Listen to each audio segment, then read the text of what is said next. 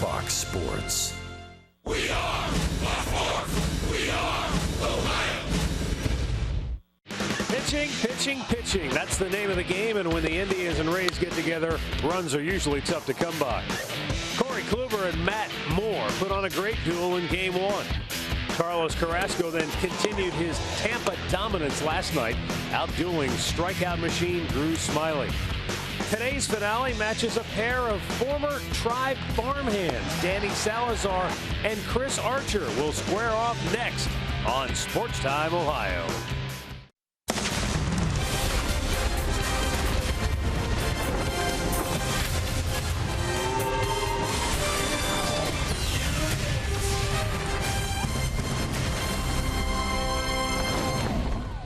Another beautiful day in the Sunshine State. But unfortunately, fans will have to watch this one indoors at Tropicana Field as the Indians and the Rays wrap up this three-game series. It's the rubber match, and it's a great pitching matchup. There they are, the former Indian farmhands, Danny Salazar, Chris Archer, renewing acquaintances yesterday before the ball game. No, Archer will not be batting against Danny Salazar here this afternoon, and that's probably a good thing for him. Probably a good thing for Salazar. He doesn't have to face Archer because these two guys can flat out pitch. And a year ago, Rick, you think back to the game Danny Salazar had here at Tropicana Field, he was on that no-hit pace, that perfect game pace, and pitched deep into the ball game. That was part of that series, and he faced the Rays one time, and he ended up getting the win, going 7 2/3 innings. Gave up a couple of runs, but Salazar, that string stopped. He had 43 consecutive starts with at least 3 strikeouts or more. He only had 2 in this ball game, but he was very efficient. That's why he was able to pitch deep in the ball game. He was 6-1 against American League East teams last year, so the Rays were one victim. And Chris Archer, 0-3 in his career against the Indians. He's off to a rough start right now. Gave up 4 home runs in his one start to the Baltimore Orioles, but Chris Archer is nasty. If he gets the ball down in the strike zone, he can strike you out, and he can minimize the hits. Indians trying to get their first series win of the year and head back home to Cleveland with a winning record, where the New York Mets, the National League champions, will await the Tribe at Progressive Field. We'll be back with today's first pitch coming up in a bit, but first, when we return, Alan Jensen will be back in the studio. Cleveland Indians baseball is brought to you by W.B. Mason, the official office supplier of the Cleveland Indians. By McDonald's, I'm loving it. And by your local Toyota dealers, visit buyatoyota.com. Toyota, let's go places.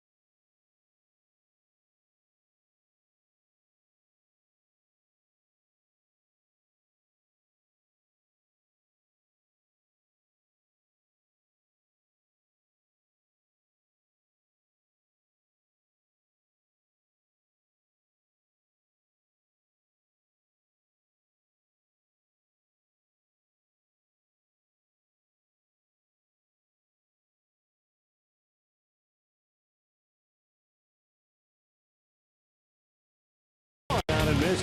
At the knees, outside corner. Swung out and missed. Morrison goes fishing. Kipnis crushes one. Goodbye. Davis's throw. They got him!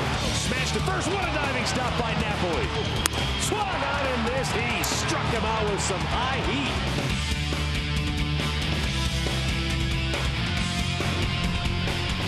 And so we have come to the series finale here in St. Petersburg, Florida.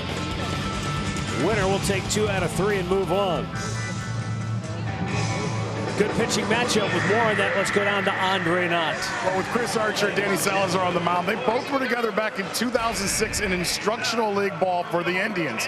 Now, Danny didn't pitch at that time at all, but he did say that he built a relationship with with Archer. He says they've talked, they played in the Dominican together, and he says he was a real wild pitcher. Now, for Archer, he has struggled over his last 6 starts. A lot of people think about it that it's really just location, and once he gets his location together, he will be fine at the end of the day. I talked to Archer yesterday. He says his time with the Indians is still very important with him. He says all of his routines that he does in between starts is all comes from his time with the Indians, and he appreciates that time, and he wants to get his first win against the Indians. Hopefully that doesn't happen today.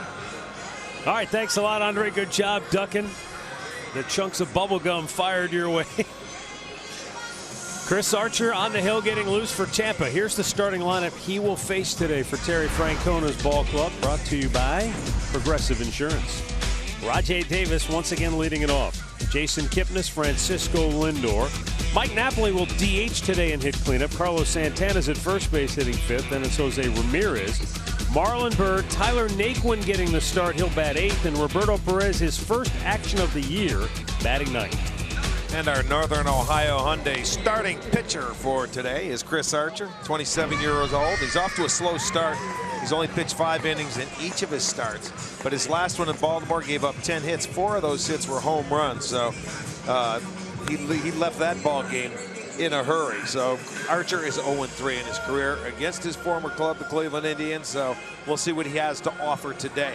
Let's set the defense behind him this afternoon. It looks like this. In the outfield, it'll be Jennings in left field, Kiermaier in center, Souza Jr. over in right, Longoria at third, Miller at short, Forsythe is at second, Morrison at first, and Conger doing the catching. Crew Chief Mike Winters will call the balls and strikes. Mark Wegner is at first base. Marty Foster at second. Mike McClinsky down at third.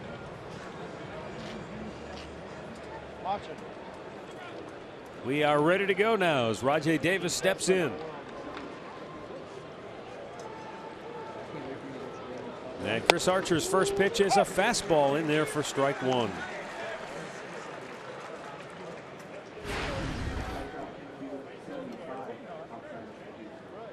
Davis 1 for 7 in the series with a double. Caught in between and waves at it. It's 0-2. Well, Archer, a guy, he was second in the league in strikeouts last year, 252. So if he's on his ball game, he can get a lot of swings and misses.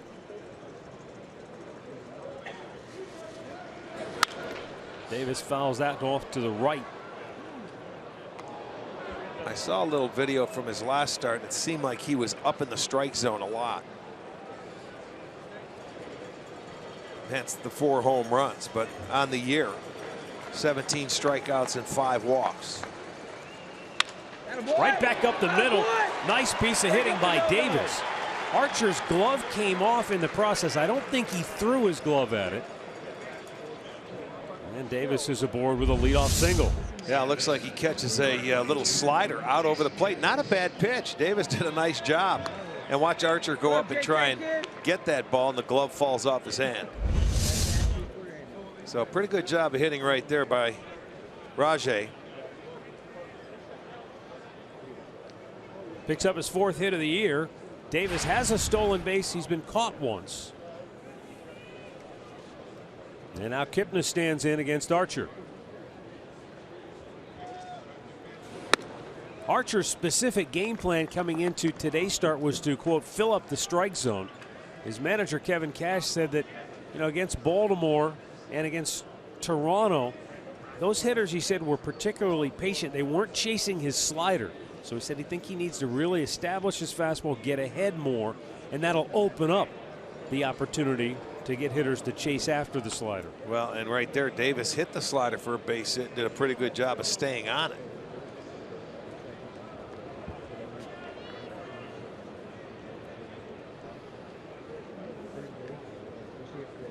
I think the Indians hitters will be glad they're finally seeing a right-hander. Well, that's something unusual, isn't it? Yeah.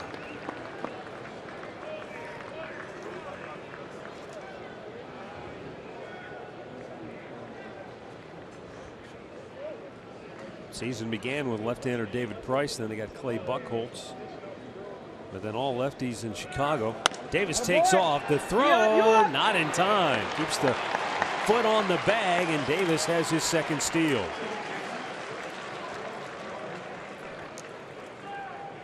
The only worry there was, would he stay on the base? Boy, good jump. And he's got it down. He slides early, gets the hand in there, and then just pulls that foot across and keeps it on the base. Meanwhile, Kipnis is sitting with a 3-0 count. And he takes low, ball 4. First two have reached for the Tribe. And now a meeting on the mound between Hank Conger, the catcher, Evan Longoria, the elder statesman and team leader, in Archer. Well, you go back and look at Archer's starts from September. He has been struggling. Andre touched on it at the end of August. Since then, he is 0-5 with a .615 earned run average, and has really struggled. So I don't know if command has had anything to do with it, but that's for a streak for a guy that's as talented as Chris Archer. 2 on, nobody out. And Lindor looks at ball 1 down low.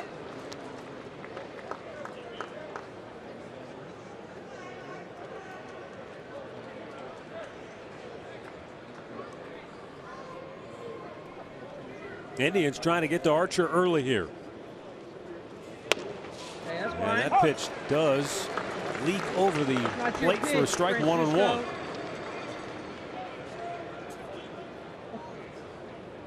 There was some talk, and it was written about, that Archer's velocity was down. Here we go, 12. And he said, quote, "I'm not concerned at all about a 2-mile-an-hour drop-off." Also called it, the talk, comical. Swung on and missed. In fact, Archer said, you know, Eddie Romero was throwing 95 rather than 98. Nobody wanted to write any headlines about his velocity.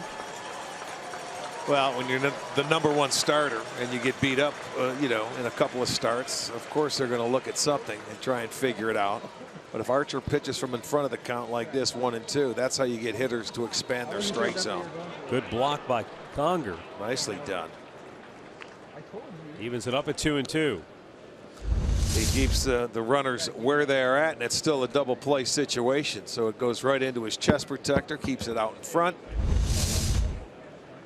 And you have good speed on the bases for the Indians. Davis at second, Kipnis at first. Lindor with a 2-2 count. That's fouled out of play to the left.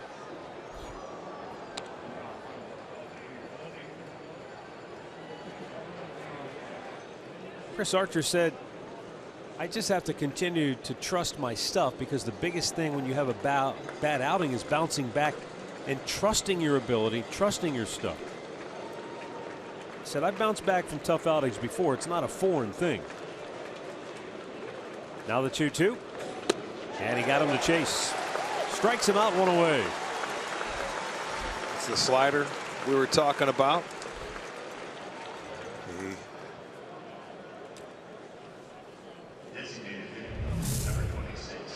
Here are the keys to the game, brought to you by Wayside Furniture. When the Indians score 4 or more in support of the starting pitcher, their record is off the charts in the last several years under Terry Francona. Salazar, secondary pitches could be very important today. Mike Napoli. He's gone 2 for 8 with a double in the series. And he can't catch up to the 96-mile-an-hour fastball. Nothing wrong with the velocity there.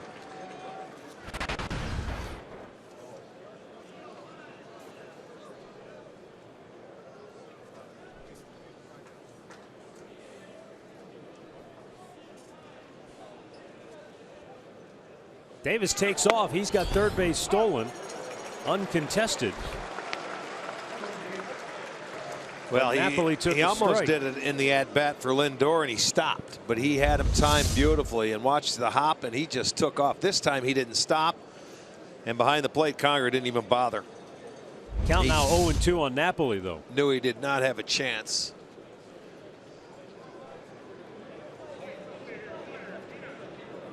Kipnis did not go, so he's still at first.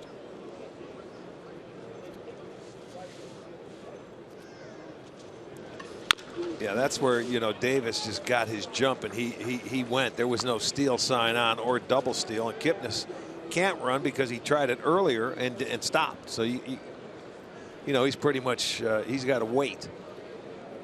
Wouldn't be a bad time to go for him, though. Count still 0-2 on Napoli. Rays really shifted around to the left on the left side of the infield. Second baseman Forsythe shading him up the middle. Punches that one the other way, but out of play. Good job of staying alive. Slider down and away. That's one reason why I thought Kipnis may have an opportunity to run. Could get the breaking ball in a situation. A lot of times you have a tendency to bounce it when you're going for a strikeout.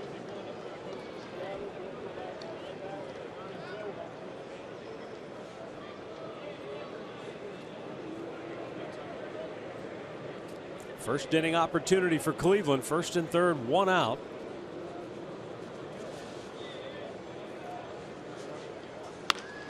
And Napoli pops this one up. Maybe playable here. Morrison in front of the dugout has it. And there are two down.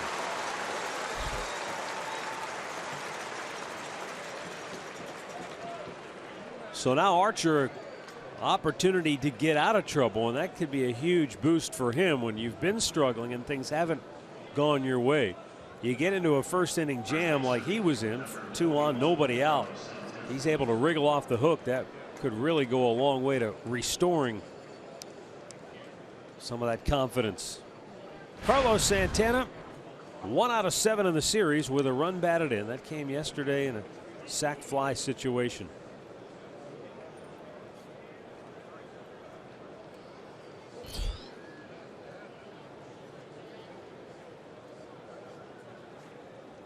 Tampa Bay will shift.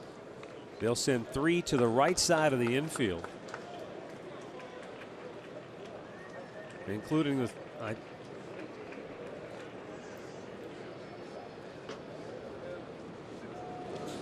Santana taking, and that's a strike.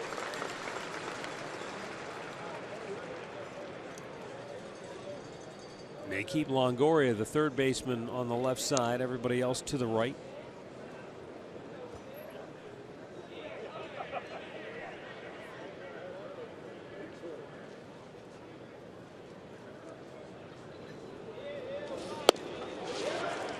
And he's quickly ahead 0-2.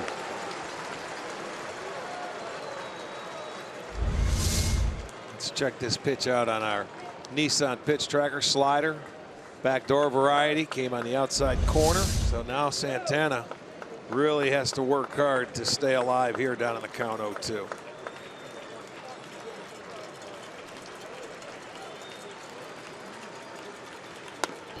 Kipnis takes off, and he'll steal that base uncontested.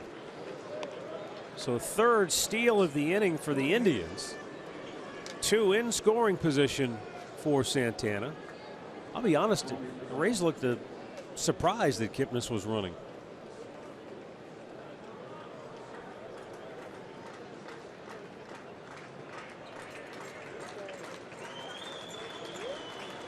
Now Archer ready with a 1-2. And he strikes him out with a high fastball. Archer K's a pair, and the Indians strand 2. Now the Rays are coming to bat when we come back.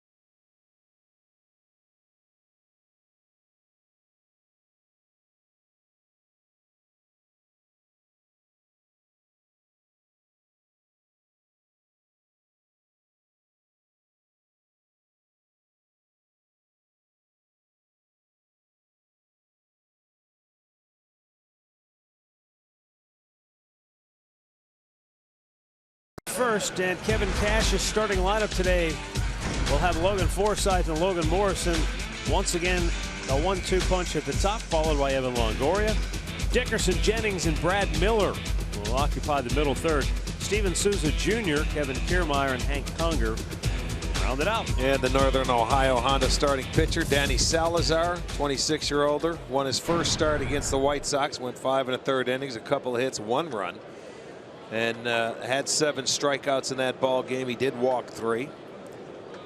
He had a beautiful start here last year against the Rays. Fouled right back.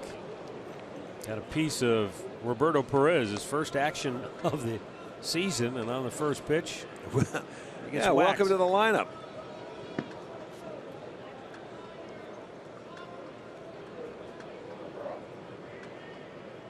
Well, that didn't take long. 1 pitch.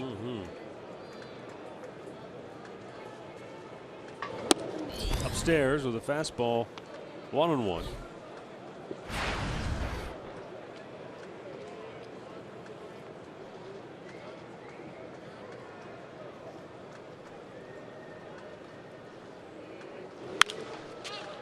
Sky high, but that's going to go out of play down the right side.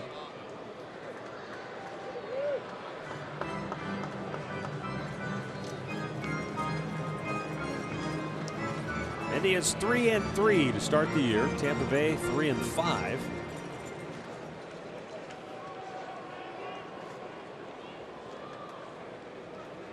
The 6 games played by the Indians, still the fewest in all of baseball.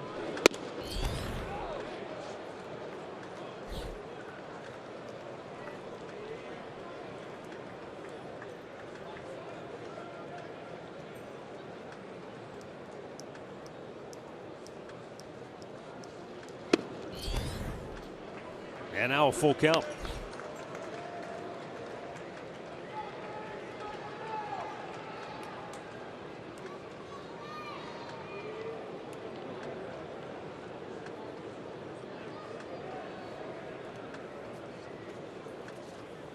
Payoff pitch, and it's slap foul again.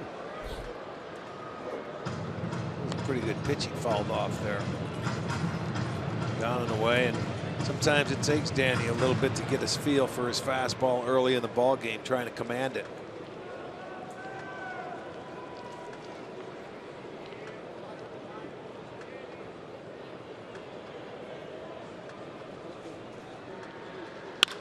Right back up the middle, and that'll get through. Forsythe has his 3rd hit of the series, and Tampa has their leadoff man aboard. Let's check the Indians defense, brought to you by Jeep. It'll be Davis in left field. Naquin gets the start at center, Bird over and right. Ramirez at 3rd, Lindor at short, Kipnis is at 2nd, Santana at 1st, with Perez making his first start of the year.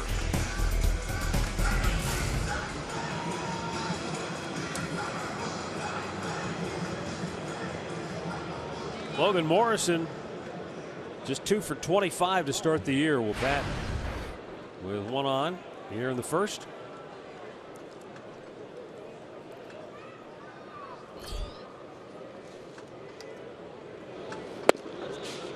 And a strike called. Perez very tough to run on behind the plate. 39% caught stealing. That was the #1 in the majors last year with a minimum of 40 attempts against. Yeah, you certainly don't lose anything behind the plate when he is in a ball game.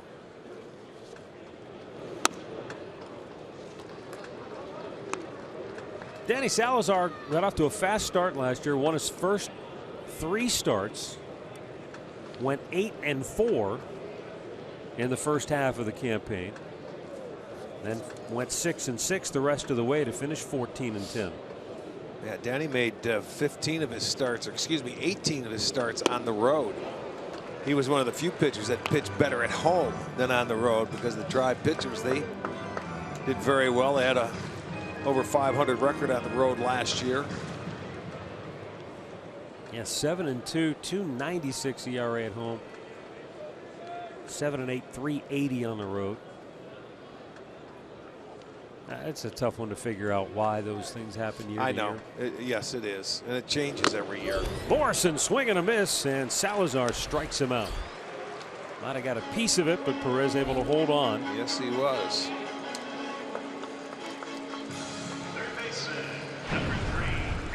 Stat of the game brought to you by Buick.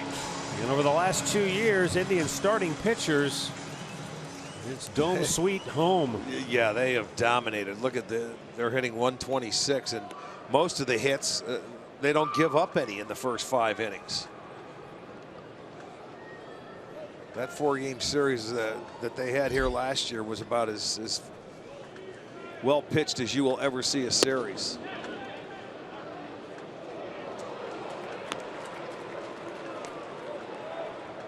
Carrasco, Kluber.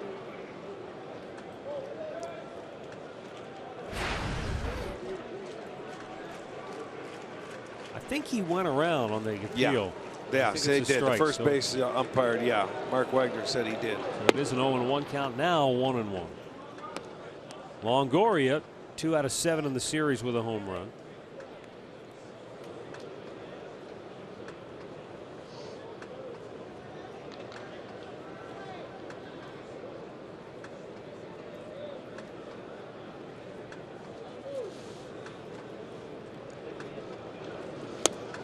And that time, Longoria couldn't help himself.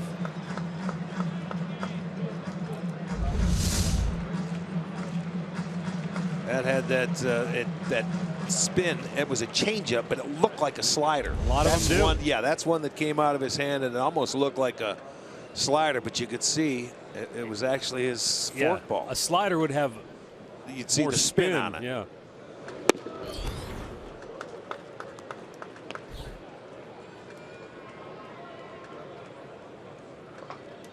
Well, 2 balls and 2 strikes with 1 on 1 out here in the first. Normally you see the changeup because of the grip. Normally it comes out of the pitcher's hand and spins the opposite direction.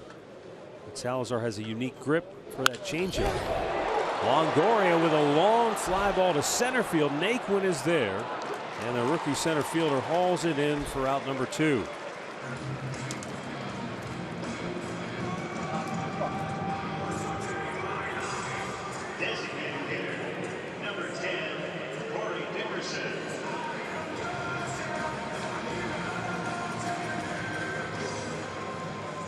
Corey Dickerson will serve as the DH once again, hitting .259 to start the campaign with 3 homers, 3 driven in, a couple of doubles, including 1 in the series.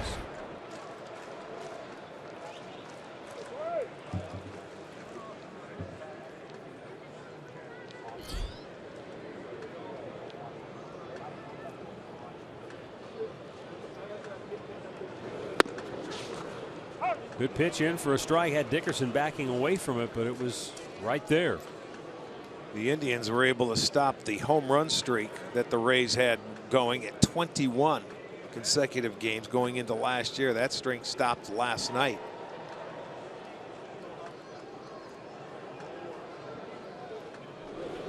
Big bouncer to first. Santana will take it himself. No runs, a hit, a man left. We played a scoreless inning here in Tampa.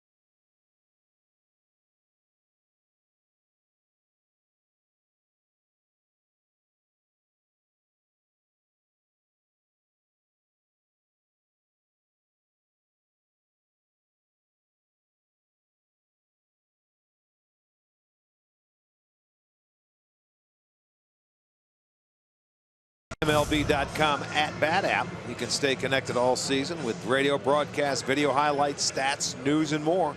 Download MLB.com @bat, the #1 app for live baseball on your smartphone and tablet.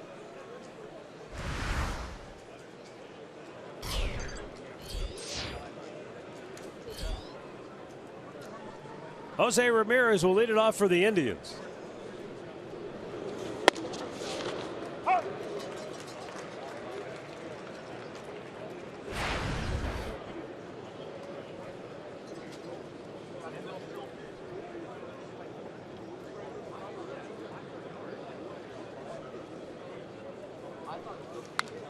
In on his fist, he fouls it back.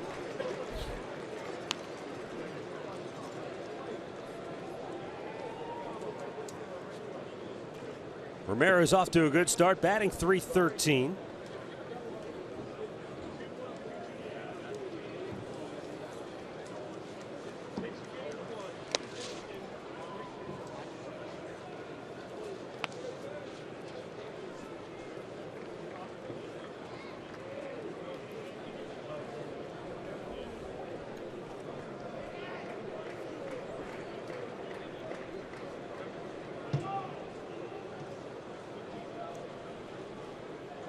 Archer goes with the changeup, and Ramirez chases after it. Third strikeout for the Rays right-hander.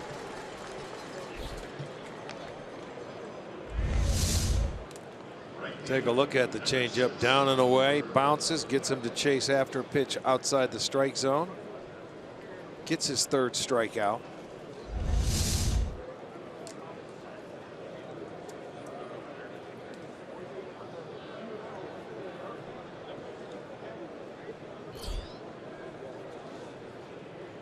Marlon Byrd smacks one to right field, and Souza Jr. over toward the line makes the catch for out number 2.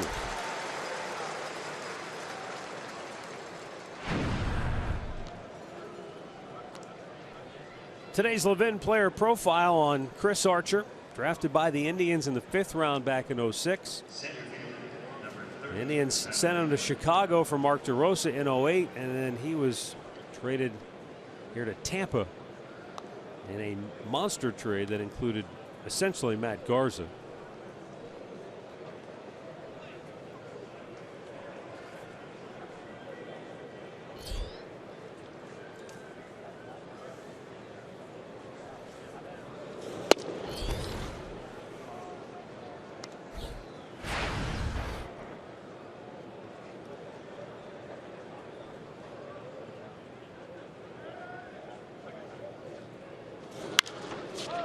In on him, fouled out of play. Tyler Naquin.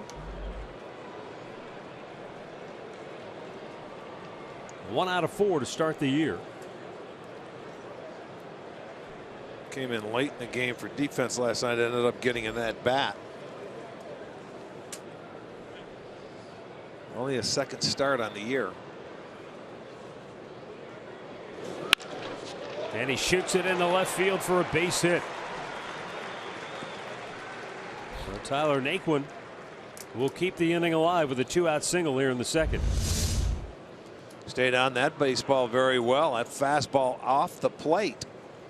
And he did exactly what you're supposed to. Take it the other way, gets a base hit, 2-out single, 2nd hit for the Tribe.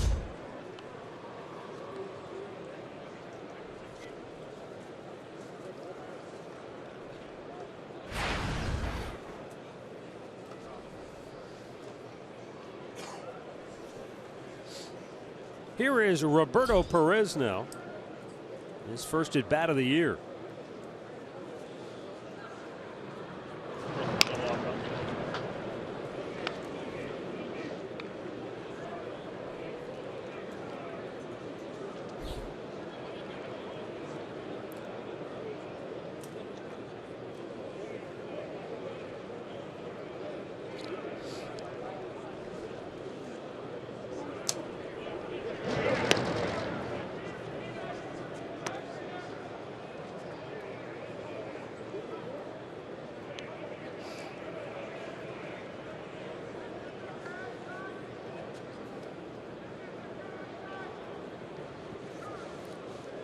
Archer fires. Fastball misses inside.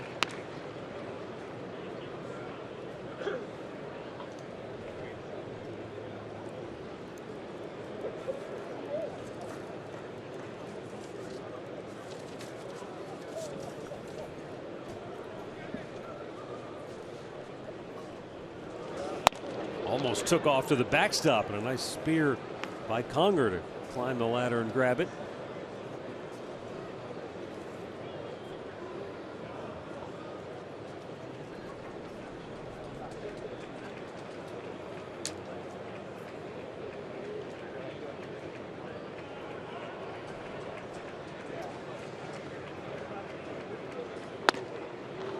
Again, he misses upstairs.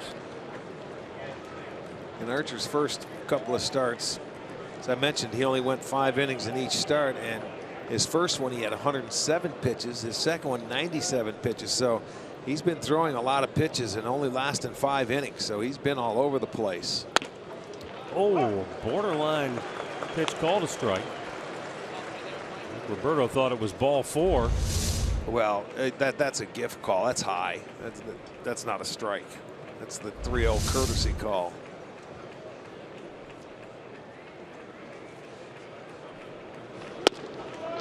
And then he executes a perfect pitch down and away. And the count goes full.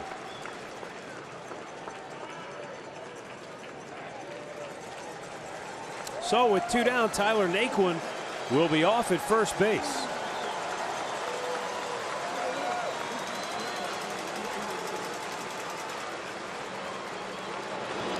In the dirt, ball 4, and he's walked his second in as many innings. And for the second time today, the Indians have 2 on. Number 20, left fielder, Rajay Davis.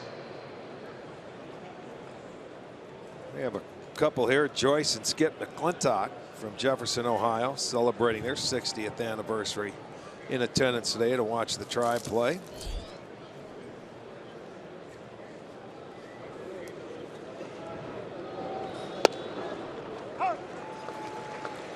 Rajay Davis lined a slider right back up the middle for leadoff single in the first inning. Batting here now with 2 on and 2 out.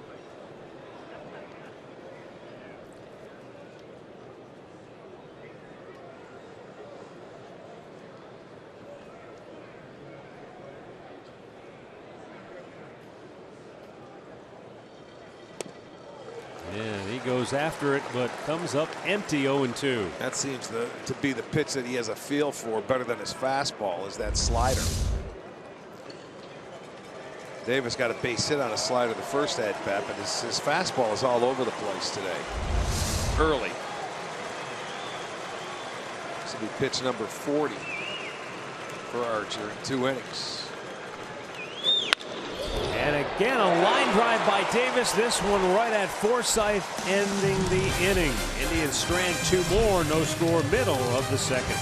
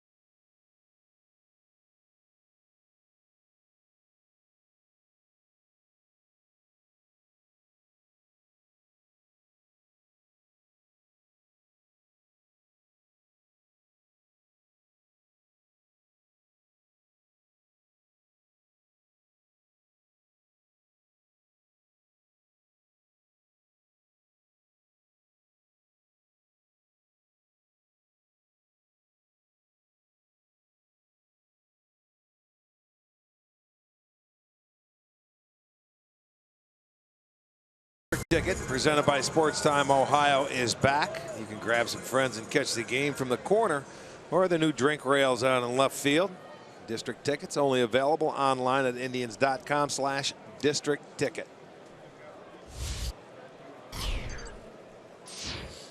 Desmond Jennings will lead it off for Tampa here in the second inning. Danny Salazar goes to work, and it's popped back and just out of play.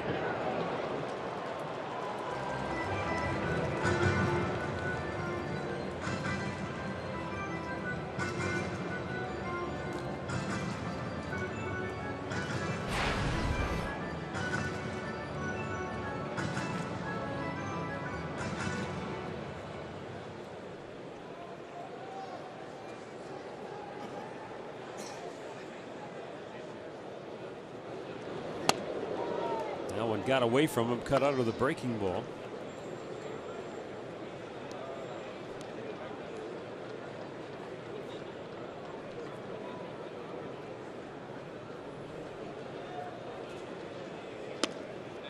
At the knees, just did catch the outside corner, much to the chagrin of Desmond Jennings. He didn't like it.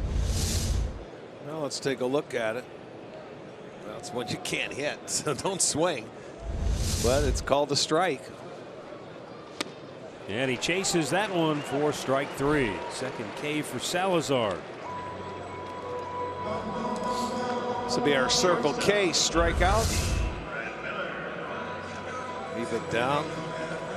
Gets him to swing over the top of it.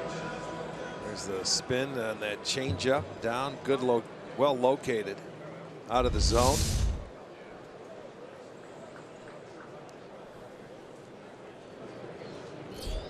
Brad Miller lines one the other way, but foul.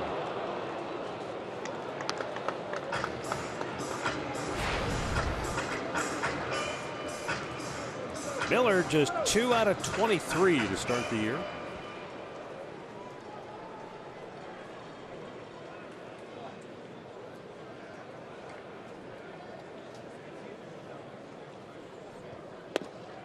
Tried to wrap it around the outside corner, but Perez couldn't get the call from the home plate umpire. Mike Winters, the crew chief.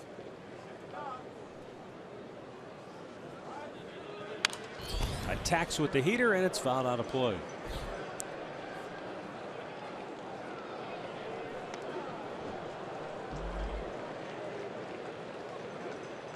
Opening game of the series, we had 10,283. Yesterday, 10,117. Now for the afternoon affair. The interesting thing to note is that middle deck is almost completely filled. I just looked over as I was looking at you, and I noticed that. A special seat program going on, but almost every single one of those seats in that middle tier are filled. Pulls it fouled as Miller stays 2-2.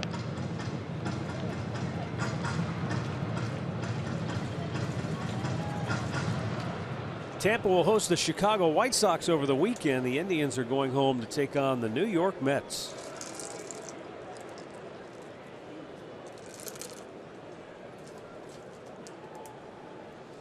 Two offering low.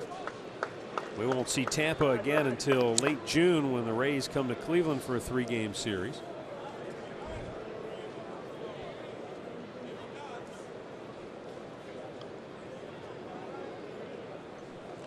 Yeah, on the homestand we'll have the Mets for 3, off day Monday, and then Seattle comes to town. 3-2 is fouled away to the left side into the upper deck. And then after that we'll get into the Central for a bit. Go to Detroit, Minnesota. Both homestands that we're going to have in April is sort of surprising that the teams only come there once. When we open with Boston, and now it's going to be the Mets in Seattle. Miller takes a walk.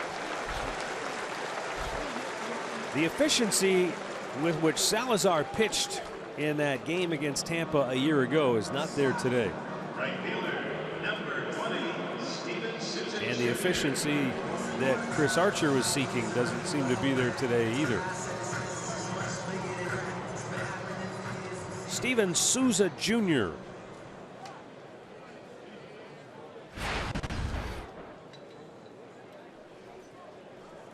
3 homers, 5 driven in with a double.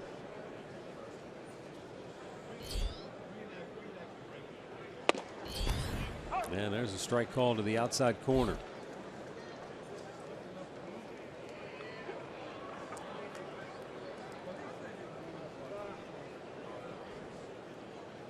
Outfield straightaway.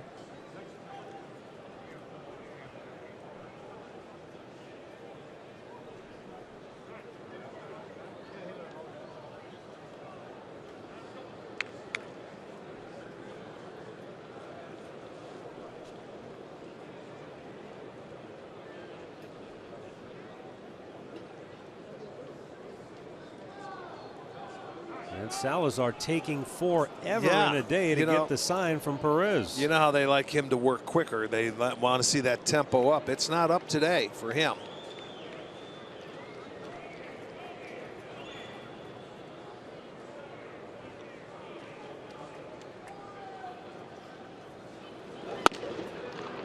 And he misses high, 1-1.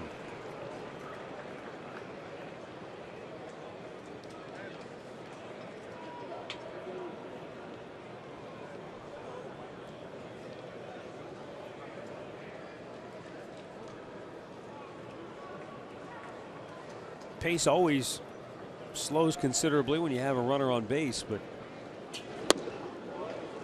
for Salazar, he's kind of working himself to sleep. 2-1. Yeah, he's walking around and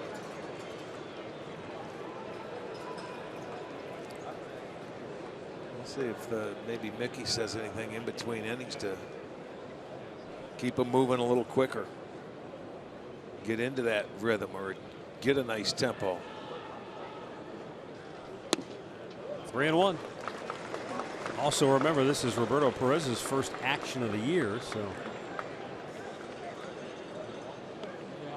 Well, you know, it's pretty simple. Danny's going to throw primarily fastballs. That he shook off a couple of times and he threw the slider, but it's basically fastball changeup for him. And you get behind the count and let's go. Heater. He missed outside. He's walked 2 in a row. We might see Mickey Callaway sooner than you were thinking. As Kevin Kiermaier will be the batter. Center fielder number 39, Kevin Kiermaier.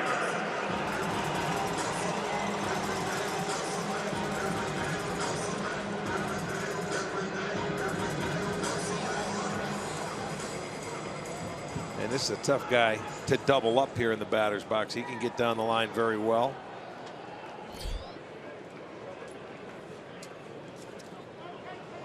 Matter of fact, beat out a double play yesterday to score their only run. He ended up coming around to score after he beat it out.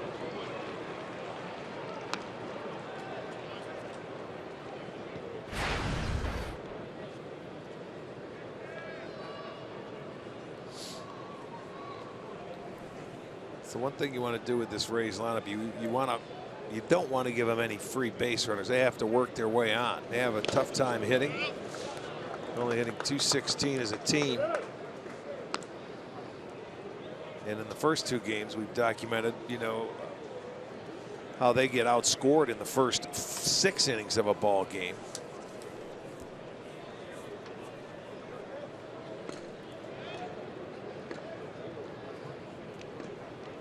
(27-9) they've been outscored in innings 1 through 5.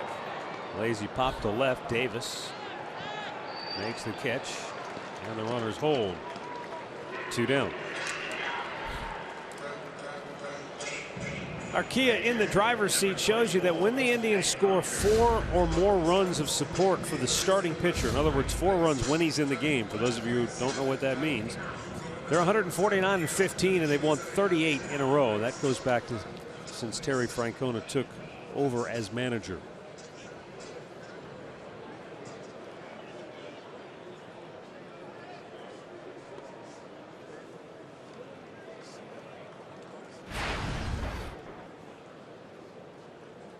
Not quite a full shift as Francisco Lindor shades up the middle, but still stays to the shortstop side of second base. And Conger checks, it's up high, ball one. And there you look at the defensive alignment. Naquin, the center fielder, shading Conger a bit the other way. Well, now Salazar about to make his 40th pitch of the ball game. That's right where Archer is for Tampa. Bullseye, 1-1.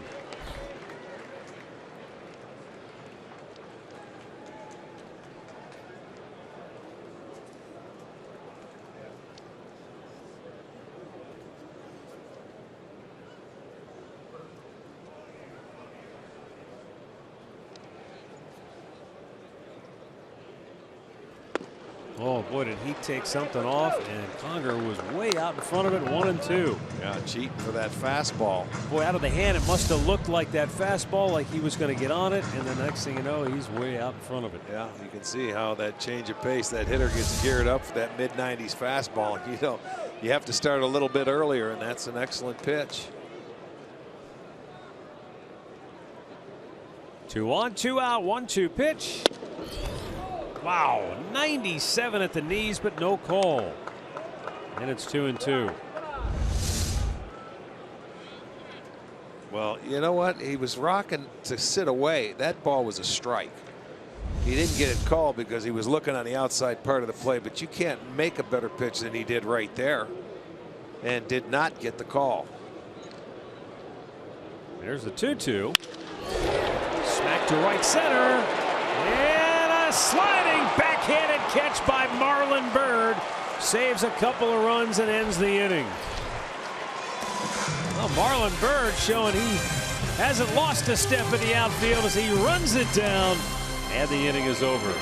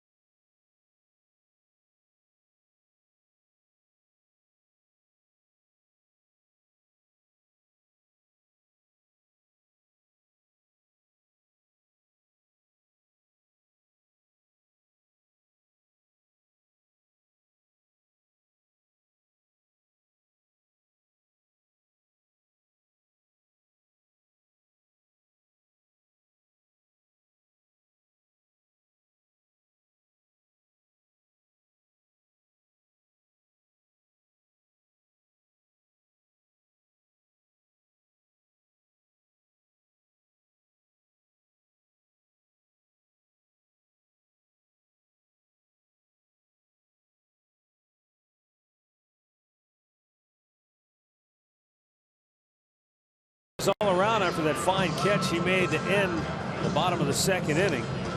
And as we head to the third, Jason Kipnis will lead it off, and as we go down to Andre Knott, it's probably a sight for sore eyes to see a right-hander out there on the hill for Kipnis. Absolutely. He told me he thought they were playing a joke on him when he actually saw a guy from the right-hand side pitching. He said it did relax him. He goes, they've worked so much at keeping his shoulder in and driving the ball with the lefty that he said everything naturally came to him last night when he saw righty. So he was looking forward to the matchup with Archer today and really trying to get a victory in this game and go home with a win streak going for the Tribe. Well, Jason Kipnis taking a strike. He walked and stole a base in that first inning.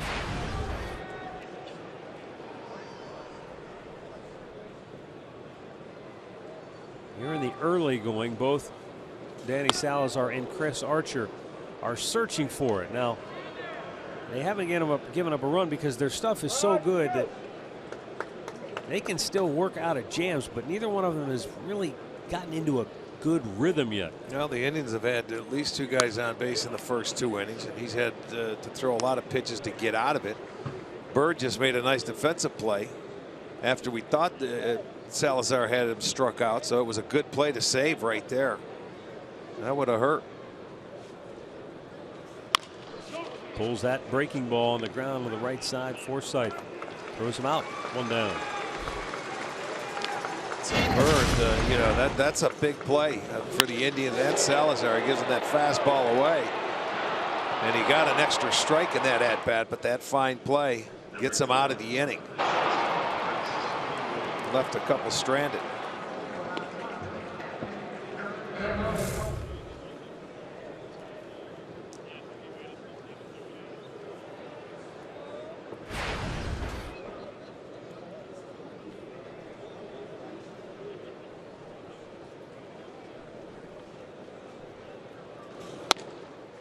Chris Archer is a young man who really stands out on the field.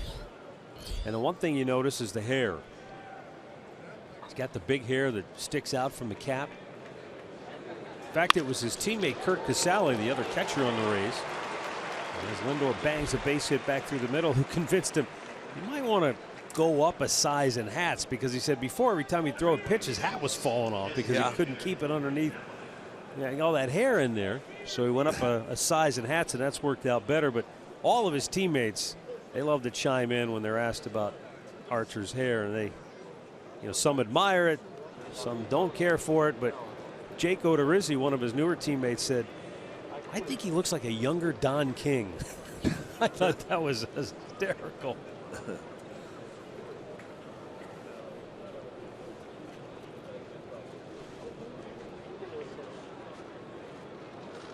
Mike Napoli taking, and it's ball 1. But Archer has become, I don't know if he's the face of the Tampa Bay Rays, because I think that's Evan Longoria. He's the elder statesman, the guy that's been here.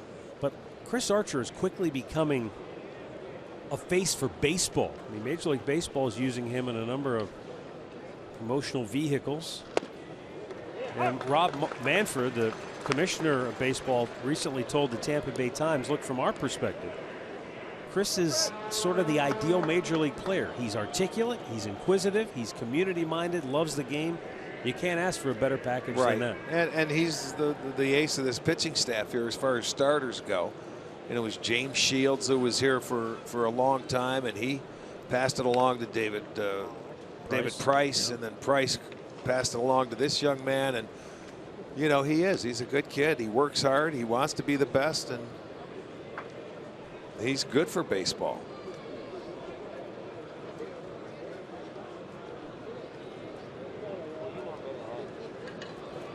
Lindor tried to make something happen. And Archer delivers a strike. And I think Francisco Lindor has a similar opportunity that Archer has. I mean, he's a guy that's young, he's articulate, he's all of the things that Archer is, and he just doesn't have as much time. Not that Archer's a grizzled veteran by any means. No, he's 27 years old, but it's you're right. Great personalities. Yeah. That's what the seems like they enjoy the game. They have fun. They're smiling a lot. And I think that's what the game needs to grow, to attract some of the younger fans and get people excited about baseball. You need those kinds of personalities. Archer's 1-2 to Napoli. Fire to first instead.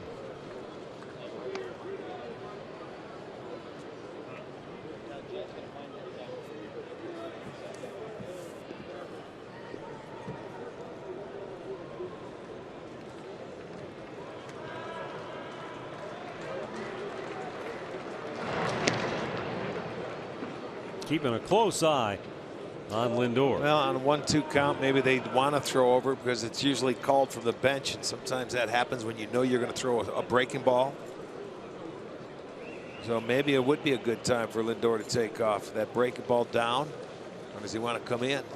Runner goes, it's up high, and the throw bounces in there, gets away, and Lindor will go to third. So Conger compounds the problem with the errant throw. Now the Indians have a runner 90 feet away. Well, you can run on Conger. It was like they stole 3 already in the first inning, and here's their 4th stolen base of the day. And I told you the numbers last year coming in. That's now, I think, 43.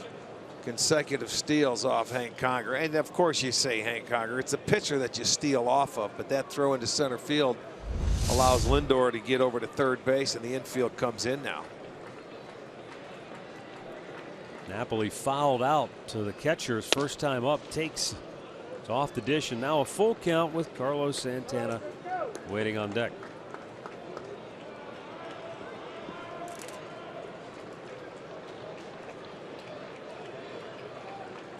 Mike Napoli, born and raised in South Florida.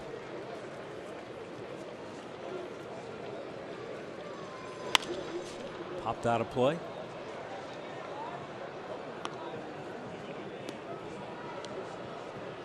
These folks were here for the series. Saw them today at the hotel and said, "Are you going to make a trip to Cleveland soon?" They said, "Maybe when it warms up." I said, "What? Are you talking July?" Yeah, we'll be there for July 4th. Here's the payoff pitch to Napoli. And he got it by him. Foul tipped it into the glove.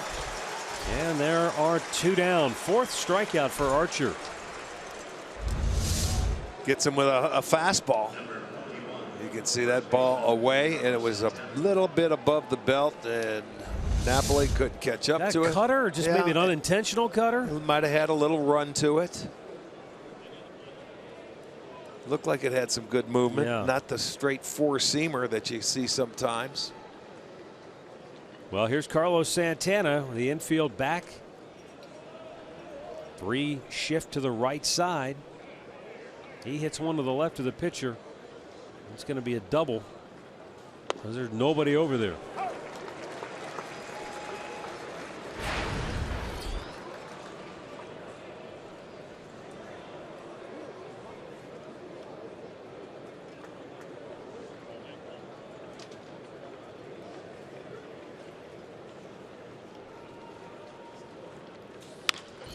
Popped him up. Miller, the shortstop, grabs it, inning over. No runs a hit, a man stranded at third, still scoreless in Tampa.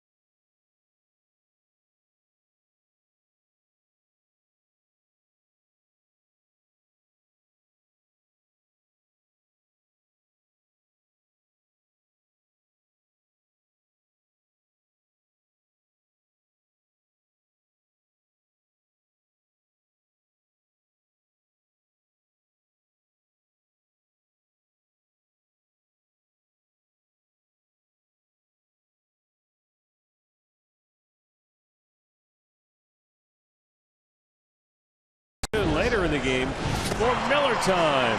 Brought to you by Miller Lite. Bottom of the third, no score. Top of the order due up for the Tampa Bay Rays.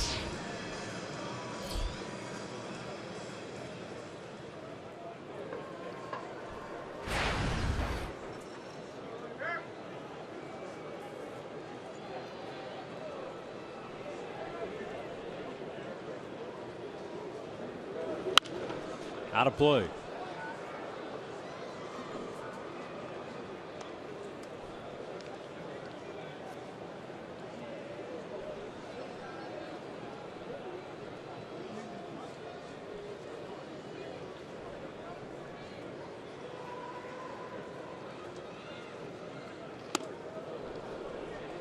cut underneath another breaking ball. Yeah. He's tried that pitch a couple of times today. Just hasn't had a feel for it. But you know, you don't see him go back to it and try and get a feel for it. It ends up coming down. You can see he's talking to himself right now. He's got no feel for that slider. So it's basically fastball changeup with him.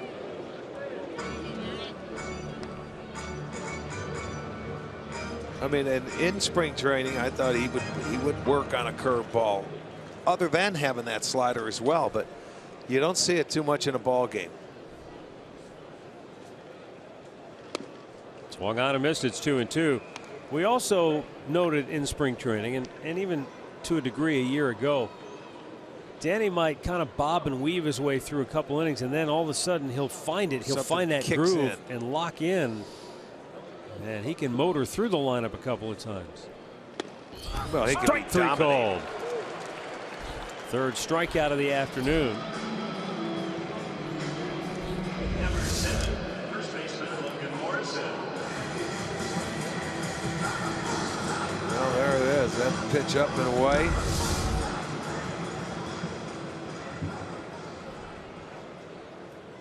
Now Logan Morrison.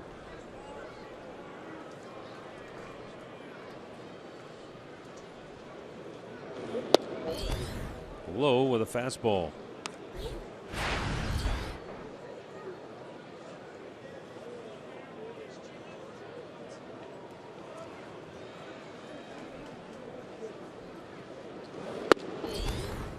That heater is right down the middle. And he took it for a strike, 1-1.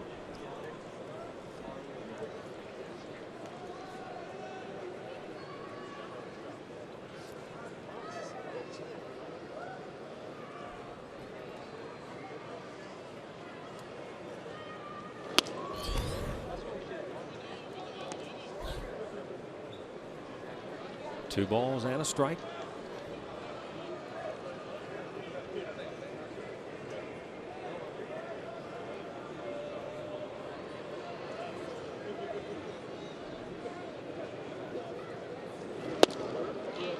Now, what was wrong with that pitch? That's a weird one for me.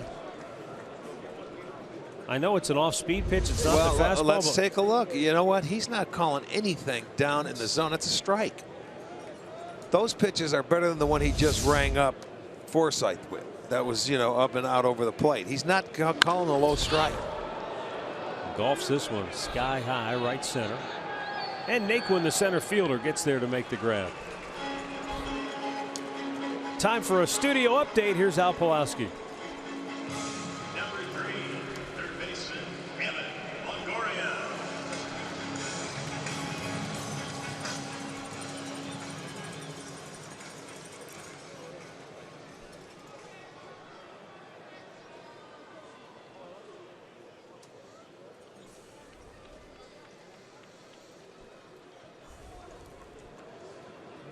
The Twins have scored 13 runs in their first 8 games.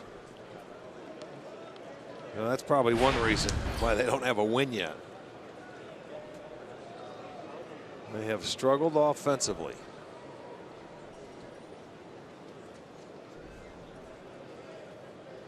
Evan Longoria checks. It's a fastball for a called strike. We've had this conversation before about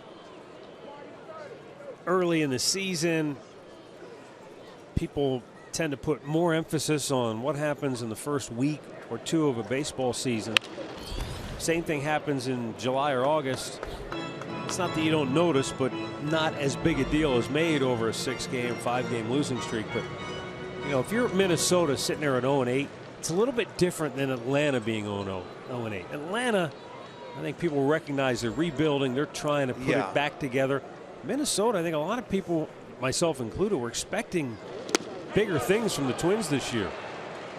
And to this point, it has not materialized. Danny Salazar may be finding his groove. Strikes out a pair here in the third. Still no score.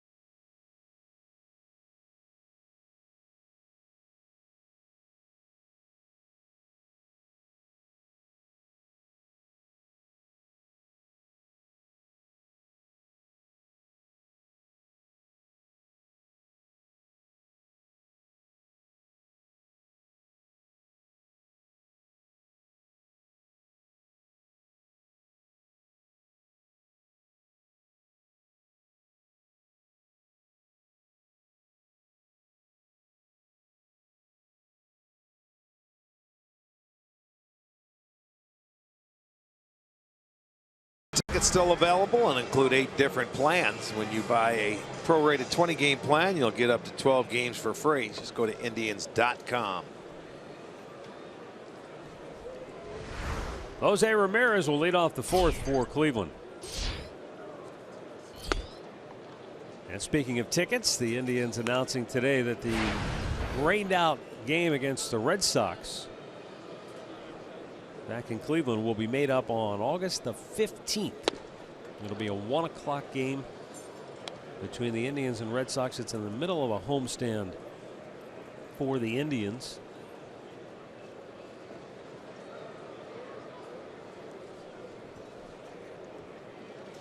Ramirez taking, and that time it's called a strike.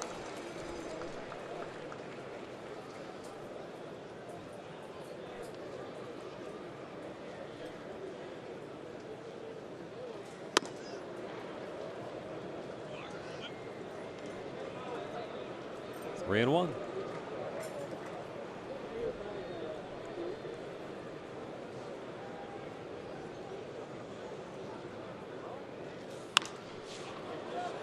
I don't think Ramirez knows where it's at.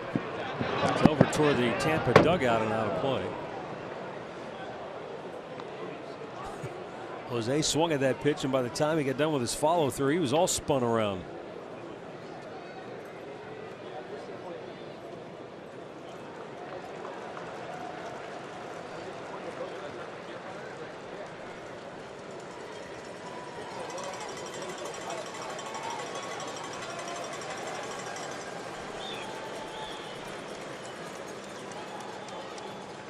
Swung out and missed. He strikes out Ramirez, number 5 for Chris Archer.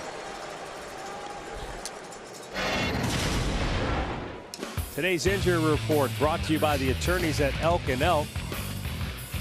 And for Minnesota, the news doesn't get any better with their closer Glenn Perkins being put on the DL. And boy, the story just gets stranger in Boston surrounding Pablo Sandoval. He's been put on the DL with a left shoulder. How do you hurt your shoulder when you don't play?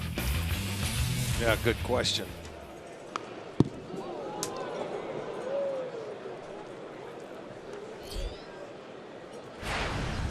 Marlon Byrd, a line drive to right that was caught in the 2nd inning. Chris Archer last faced the Indians in September of 2014. He was matched up in a game against Corey Kluber, which was a dandy. It was a 1-0 Indians win. As we mentioned, he was 0-3 in his career against the Tribe with a 5.40 ERA. But early, he's danced around, you know, some runners on base. The Indians do not have a hit with a runner in scoring position today. They've left 5 stranded. They can't get that big hit.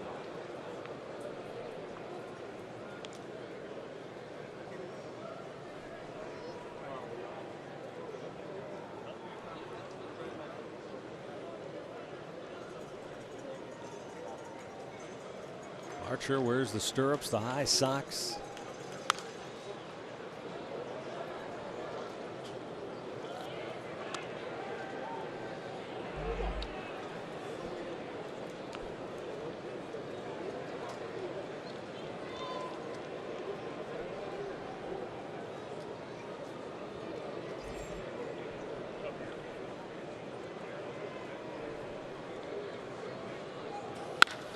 Hit hard, backhanded by Miller. The shortstop, long throw, and not in time. Byrd beats it out for an infield single.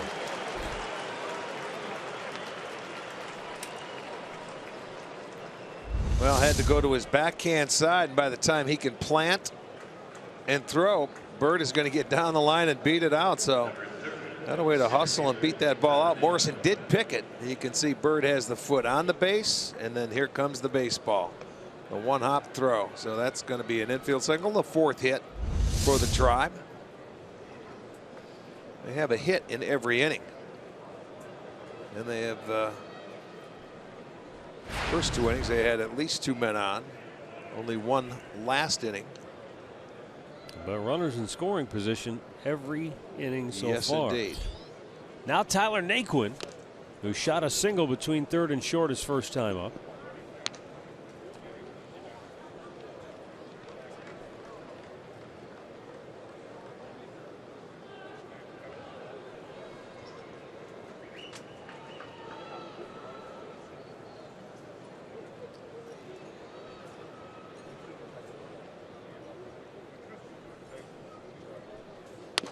way outside.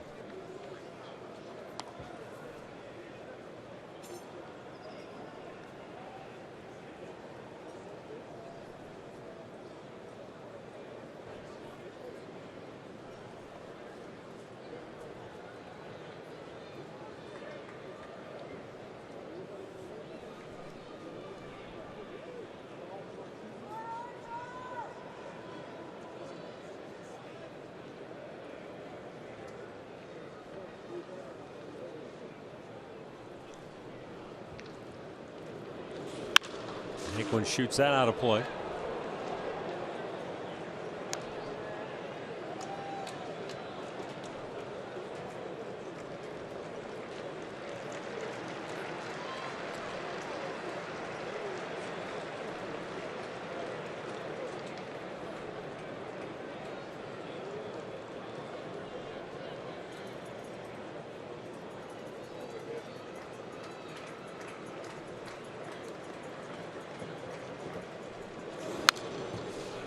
And another foul back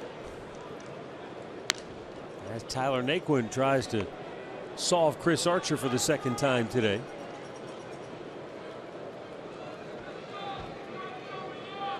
Took a fastball away in his last at bat. Took it to left field for the single.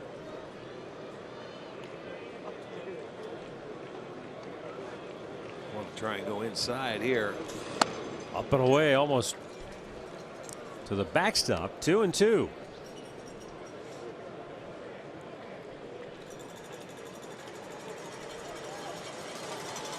Well, that's a good way. You can see sometimes they wanted to go inside, how a pitcher can miss his target, and he missed by a lot on that last pitch. Line right into the glove for a double play. I'll tell you, he absolutely smoked that ball. And nothing to show for it but a double play. Morrison, watch this, doesn't even move.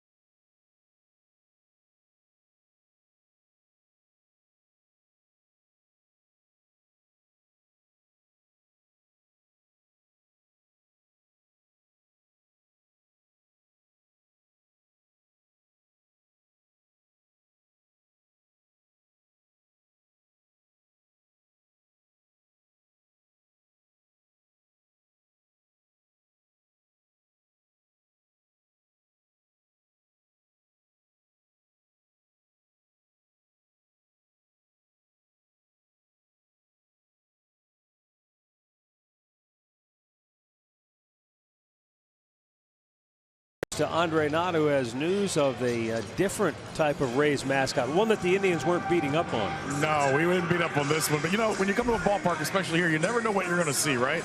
Yesterday, we look over into the dugout. This is when Tito Francona was going to talk. And there was a poodle sitting there. That's a real poodle, everybody. His name is Max. He's 4 years old. He's 60 pounds. He's got a color of red. And they just take him around. And you get to see him all over the ballpark. I actually got to meet Max. A great dog, and that is real. He can do all kinds of stunts. They put him in cars.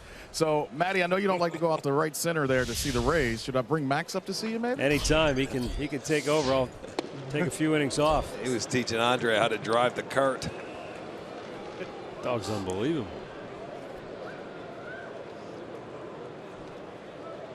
I don't think I've seen more people want their picture taken with a dog than yes. They were all walking over to the dugout, so take my picture with the dog.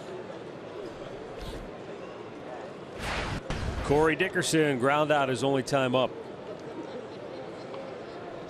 Danny Salazar has set down 5 in a row. Back out of play.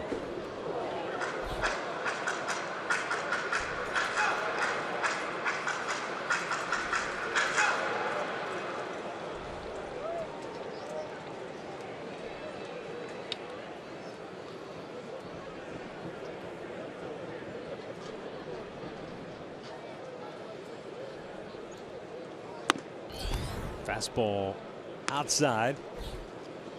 2-2.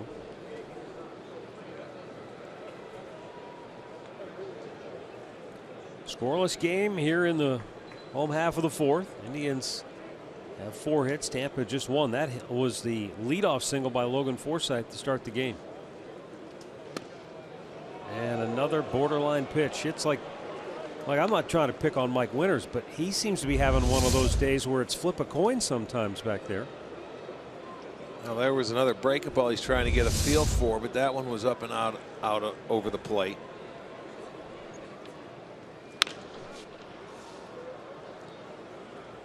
I don't know too if it's tough sometimes for an umpire, even a veteran like Mike Winters, when you've got pitchers who are sort of, I don't want to say they're all over the place, but they haven't been consistently pounding one area of the strike zone, and he's probably having a tough time getting a feel for 2 guys that are throwing in the mid-90s. Yeah, and they're all over the place. Archer has 72 pitches through 4, and we see Danny Salazar now. He's 64 with nobody out here in the bottom of the 4th.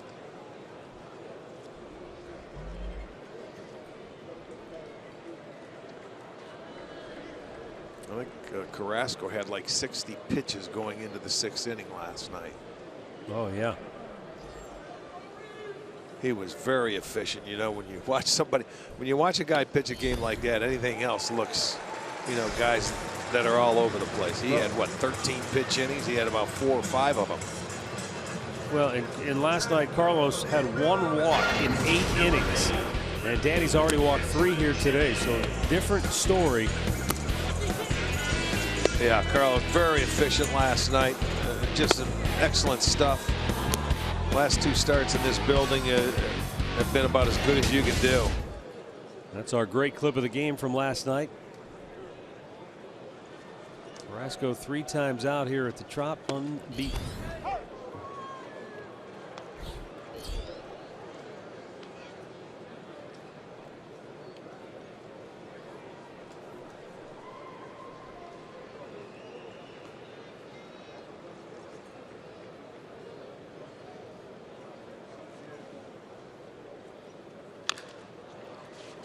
Fouled off by Jennings, 0-2.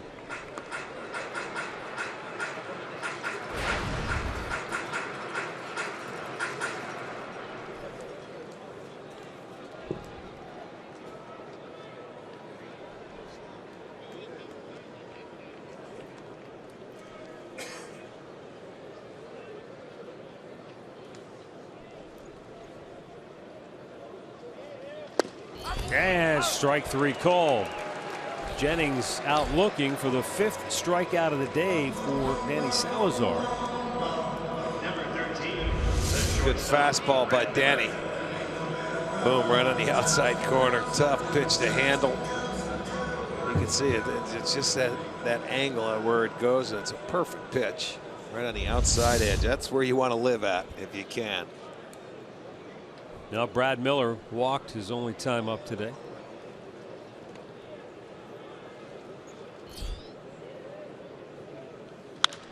Out of play.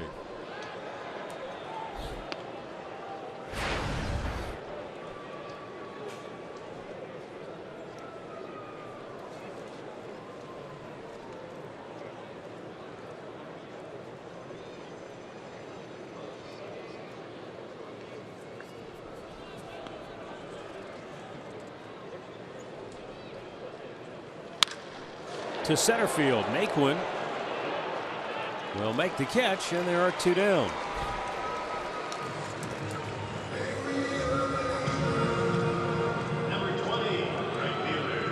Steven Souza Jr.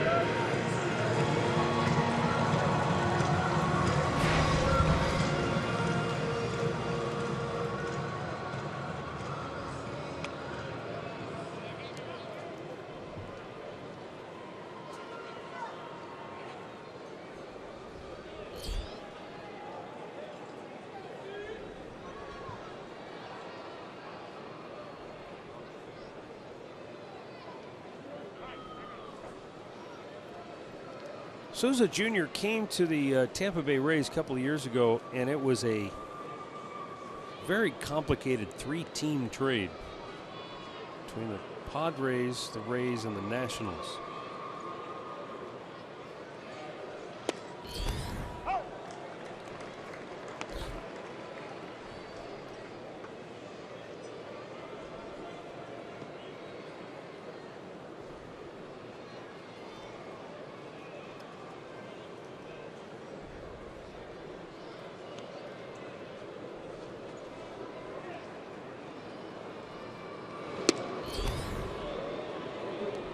Fastball just missing. 1-1.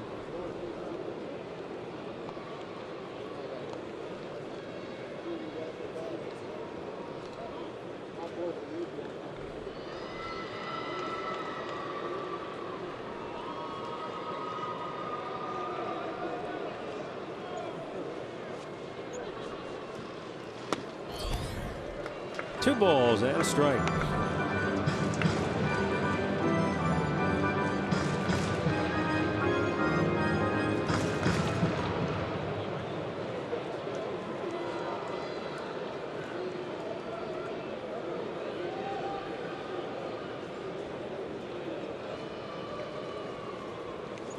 Steven Souza Jr. swings and misses, and it's 2-2. He went to the same high school as Grady Sizemore, and like Grady Sizemore, he was not just a terrific baseball player, but a great football player too. And like Grady Sizemore, he passed up an opportunity to play at actually Grady was at UW. Souza passed up a chance to play at Washington State, signing on with the Washington Nationals. He goes down hacking. And Danny Salazar with his 6th strikeout of the afternoon. And we stay scoreless through 4.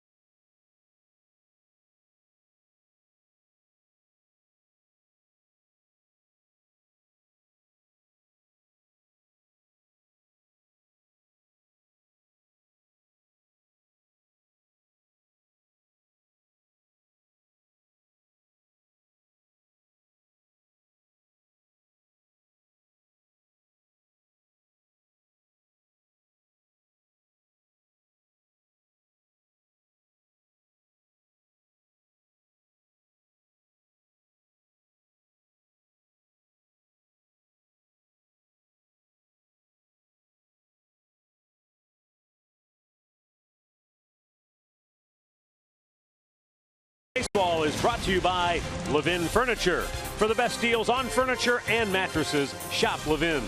By your Northern Ohio Honda dealers. And by the Cleveland Clinic. Access anytime, anywhere.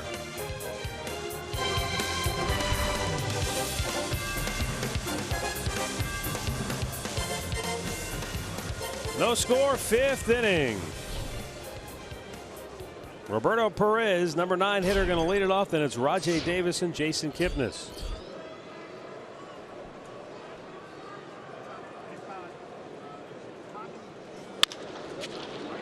Slow chopper to short. Miller doesn't come up with it cleanly, and Perez will reach on the error. Second error of the game for Tampa. They had a couple last night. So there's your first. See if they can take advantage of the mistake, the error leading off the inning here.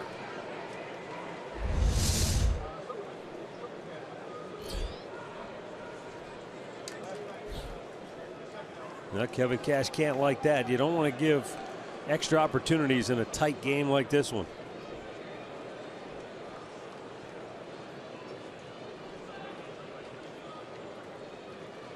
Rajai Davis squares, takes, it's up high, ball one.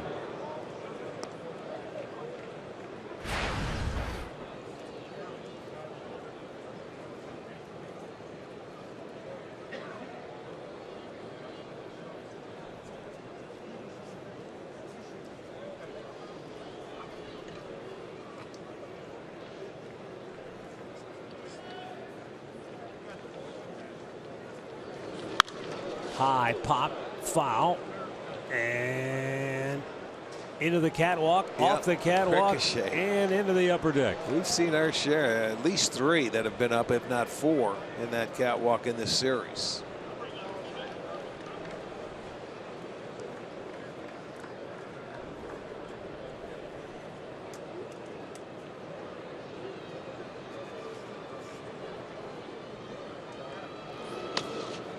Davis looks, it's down low.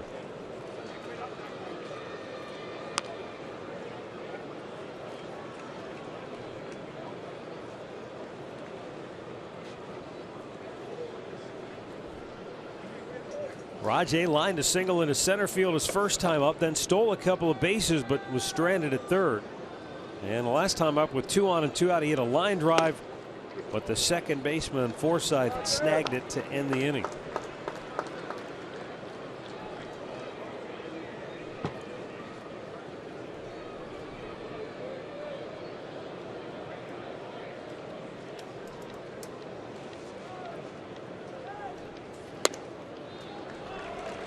Well, he walks him, and now the Indians are in business. The first 2 on, just like the first inning, with nobody out. And down to Andre.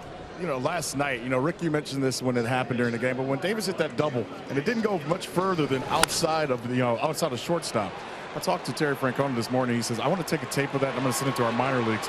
He goes, that's how we have to play. But he goes, I want the kids that are learning to come up in the game, come out of the box and think you can do that as soon as you hit it. Because a lot of times he hits the ball and he waits to see where it goes and then he figures out how he runs. He goes, the way Davis came out of the box is how I want all 9 of our guys to come out of the box every single day. Well, that's where doubles are made right there, Andre. Coming out of the batter's box, thinking second, and then you can always stop if you can't make it and go back to first. But, you watch those guys come out of the box, and that's the biggest difference.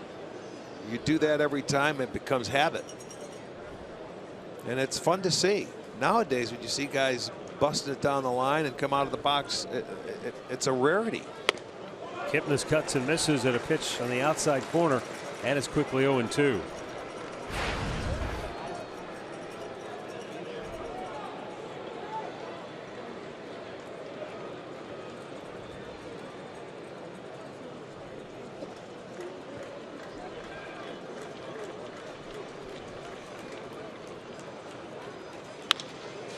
In the air to center field, backpedaling is Kiermaier, tagging at second Perez, but no chance to go to third. And there's one away.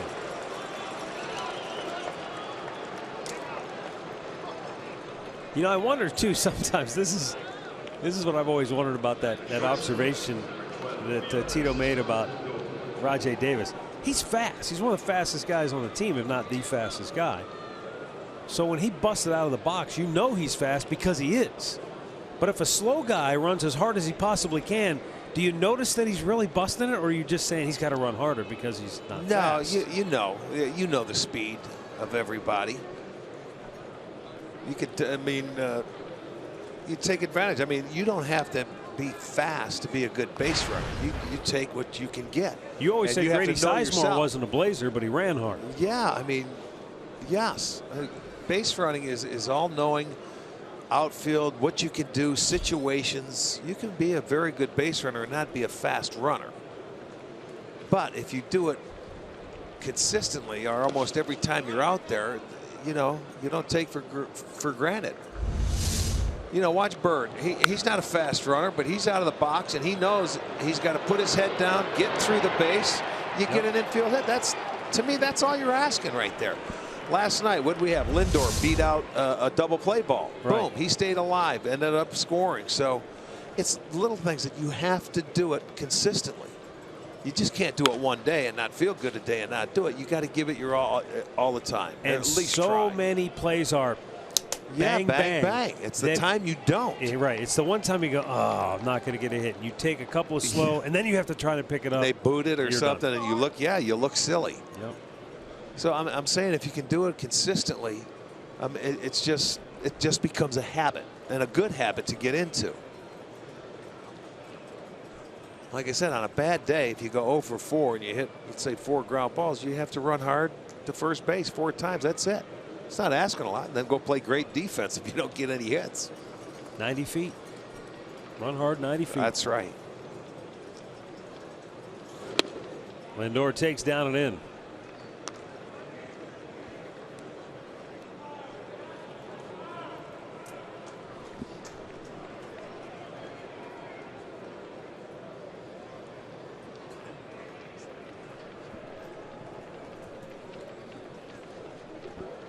Two-one pitch. Lindor with a ground ball that could get through, and it will.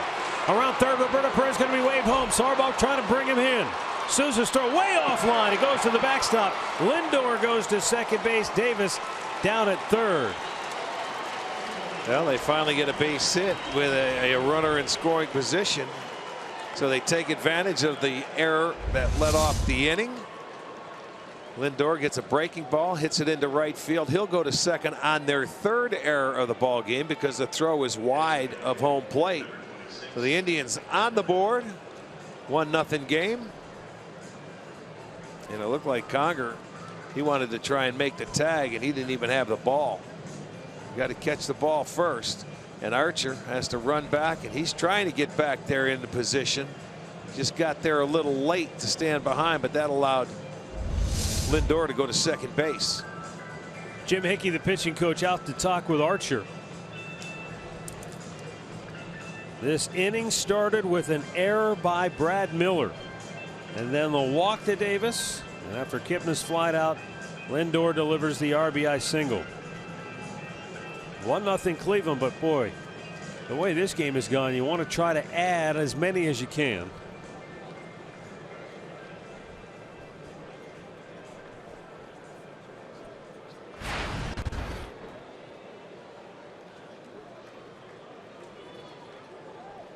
And they did not give an error on that play, although they must not have been watching because Lindor was at first base and he didn't go until the ball got past. But they did not give an error.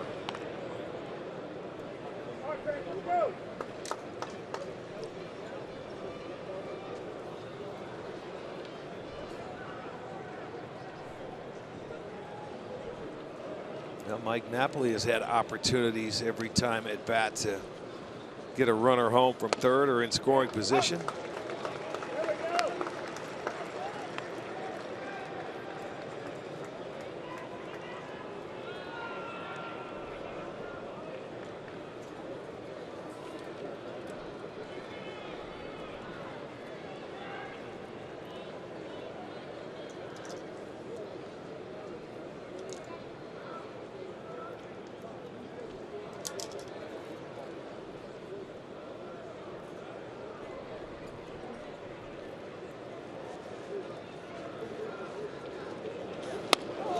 Something we talked about earlier in the year. When you get that runner at third base with less than 2 out, trying to get him home. Remember, we talked about if you can do it around 60% of the time. The Indians were 4 out of their first 5 on the year, but well, it comes in spurts too. Sure, you know, it's tough to stay hot, but you have to find a way to take advantage. When you face good pitching, you've got to take advantage of the opportunities you have.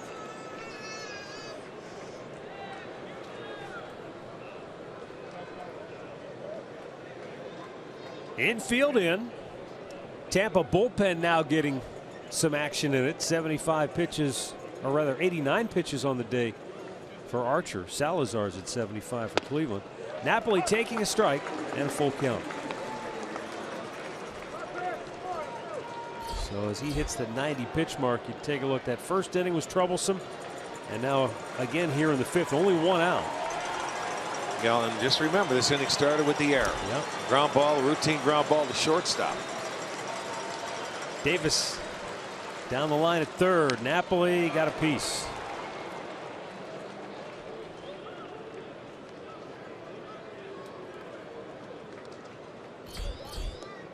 Steven Geltz getting loose for Tampa, but just now starting to throw.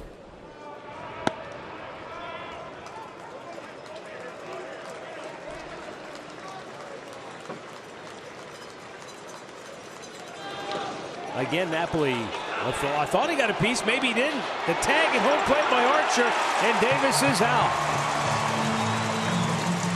And it's only the second out of the inning. Yeah. Lindor's halfway down the line at third. There's a lot of confusion on the field.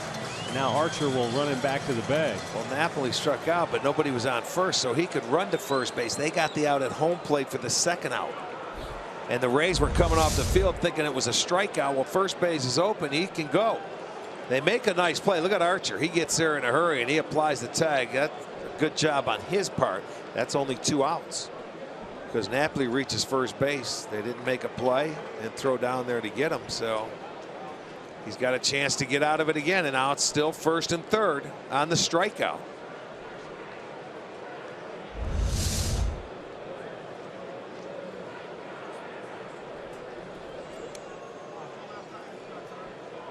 So Lindor is now at third base.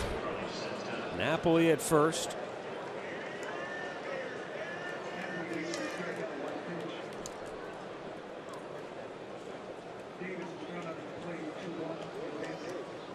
Six strikeouts for Archer.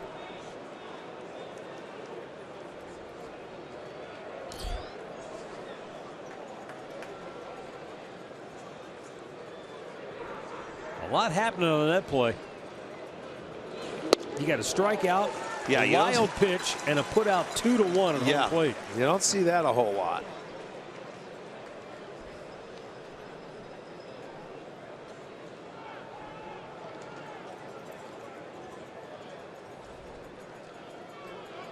And still only 1 run in for the Indians in this inning. Santana pulls it foul into the Tampa dugout. And he's in the hole 0-2.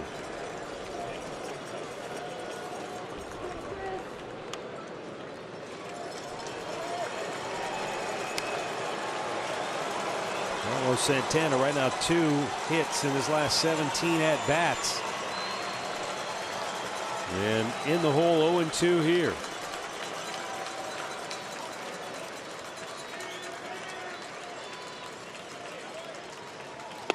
Missed inside.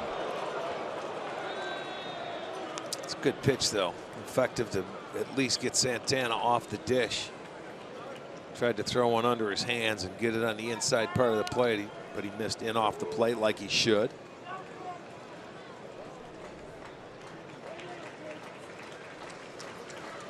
Archer sets, and the 1-2 is up high.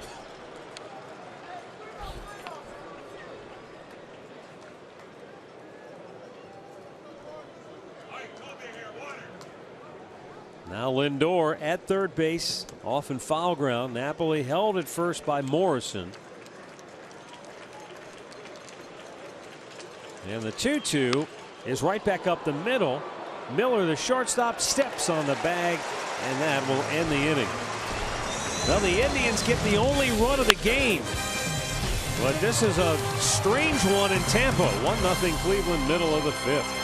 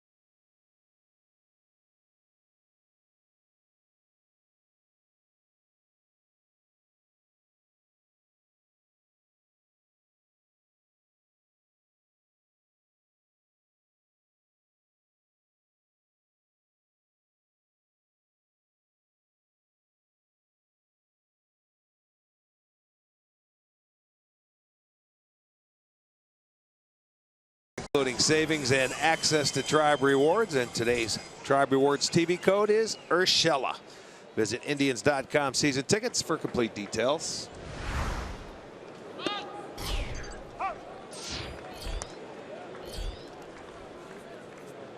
Well, Danny Salazar handed a 1-0 lead, bottom of the 5th. Kevin Kiermaier, Hank Conger, and Logan Forsythe threw up. Pops him up straight on the infield. Shortstop Lindor makes the grab one away.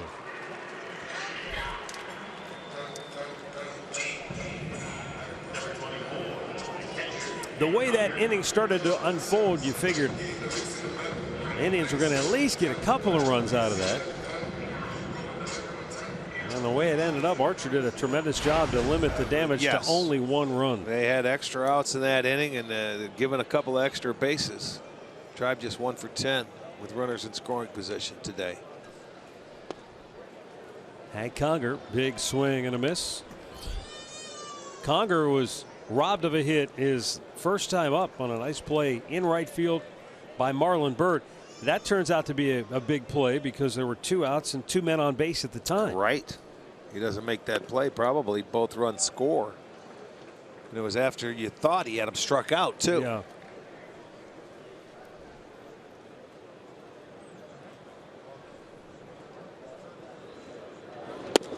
And Conger cuts and comes up empty yet again. 1-2.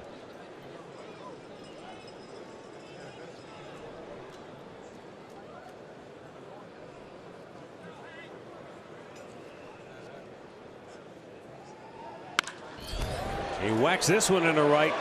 Bird won't catch it. He'll play it off the wall.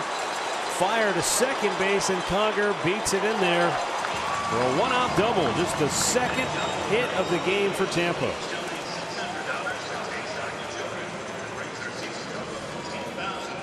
I'll tell you, Conger doesn't get cheated. He swings it hard up there, and there's a ball that Danny threw down the middle, and Conger took advantage of it. Roped it into right field. It gets to the wall. He hustles his way into second base. You're right, the leadoff single in the first, and now he doesn't give up a hit until a 1-out. And what are they looking at here? Oh, maybe the play at second base? Maybe he came up off the base on the slide? Well, they could maybe steal an out here. Let's take another look. I did not see it, but I see Tito out of the dugout, so. I mean, he beat it easily, but did he come off the base and see if Lindor applies the tag? Let's see. Let's see. He's off the base. Where's the tag? Well, and you can see Lindor immediately. Let's see. Here we'll see the tag. He's out. I think it's close. You see, that's going to be awfully close. It's hard to tell where was the tag. You know, actually I got to tell you applied. though, with this replay, it wasn't designed for plays like that. But I mean, it's in, and it is what it is. But I don't know if they're going to be able to overturn this one. You see, it's hard to tell when Lindor tags him because there's a foot right now coming down on the base. They're showing it on the scoreboard here, and the fans are getting a look. And of course, all the Indians fans are saying he's out. Now the evidence has to be overwhelming, right, in order to overturn it. And they do call him out. Wow, that's a break. Well, there's really no other replay angle to look at because we're the only television today. Let's take one more look. It's a different angle. Yeah, he's in there easy, but as he comes to stand up, that front foot comes off the bag that he touched him with, and there it looks like he touches that looks like him. the gloves. Yeah, the glove was there. So yep.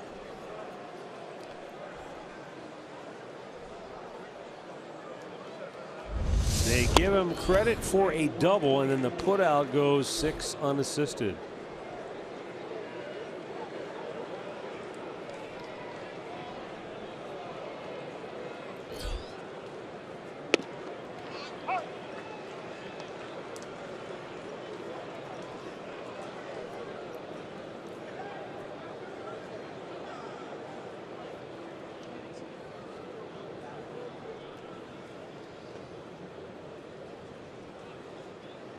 I don't know about you, but that ruling seems a little bit odd to me. It's not like the ball just magically appeared in Lindor's glove. He had to get it from somewhere. Well, you're talking about taking an assist away from the outfielder just because the initial ruling was safe, and then he popped off the bag. I know. It's like if you steal a base and you overslide it and they come back. It's yeah. It's different. But that's not why the replay was designed, for sure. And there's been a few outs like that over the course of last year and this year, where a guy just pops up and you're a little off the base, even though he beat it by plenty. But I mean, that's the rules now. Forsythe goes down hacking, inning over. Danny Salazar gets bailed out by a heads-up video replay from Mike Barnett, and the Indians are out of the inning.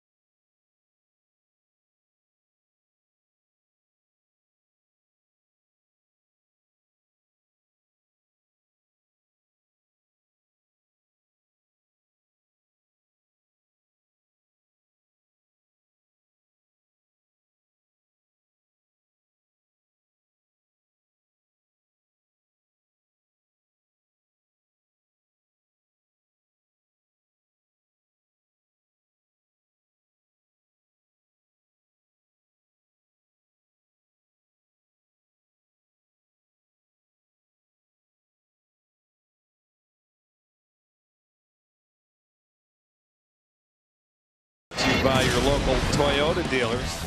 Last inning, it starts with an error. Perez reaches first base, then a walk, and then the first hit for the Indians on the day with a runner in scoring position will drive one home. Weird inning. Lindor goes to second. That wasn't an error there. Napoli strikes out, but they get the out at the plate. They thought there was 3 outs that were leaving the field, but Napoli went to first because of the wild pitch. So a really strange inning, but the Indians come up and they've had the only run in the ball game. So they lead at 1-0 now here after 5. Jose Ramirez going to lead it off for Cleveland, and he takes high ball 1.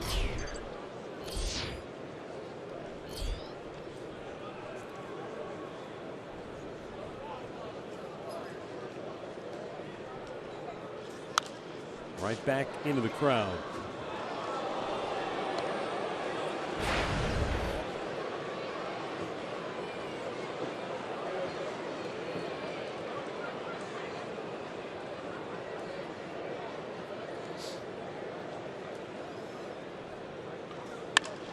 Line drive, base hit the other way for Ramirez.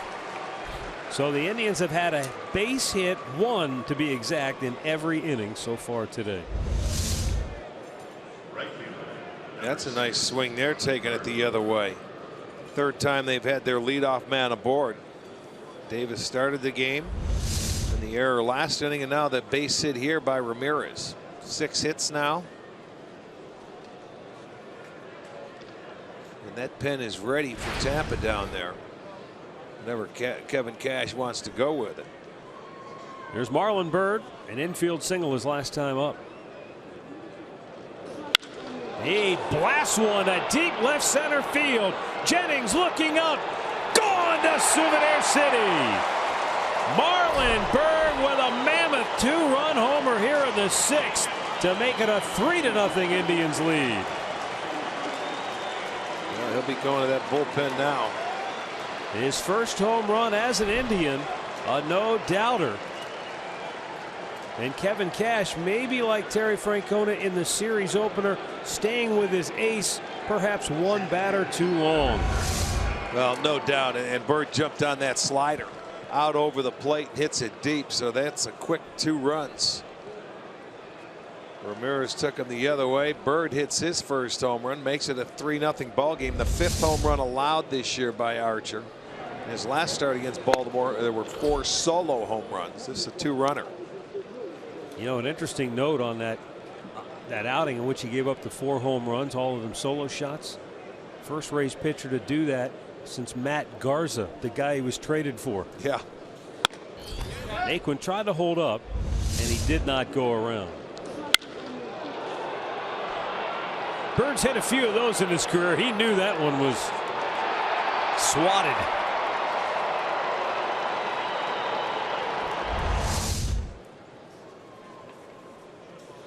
And Naquin swings through it. Naquin had a single in his first at bat and then hit the ball as hard as you can hit it and hit it into a double play right at Morrison at first base. There was a runner there and he just stepped on the bag.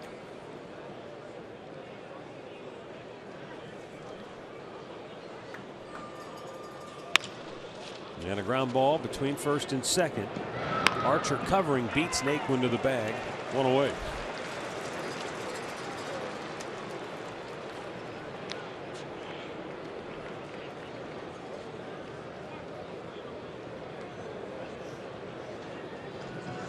Out comes Kevin Cash, and that's going to do it for Chris Archer. He goes 5 1/3. Charged with 3 runs. And the Cleveland Clinic call to the bullpen is for Steven Geltz. He's coming on when we come back.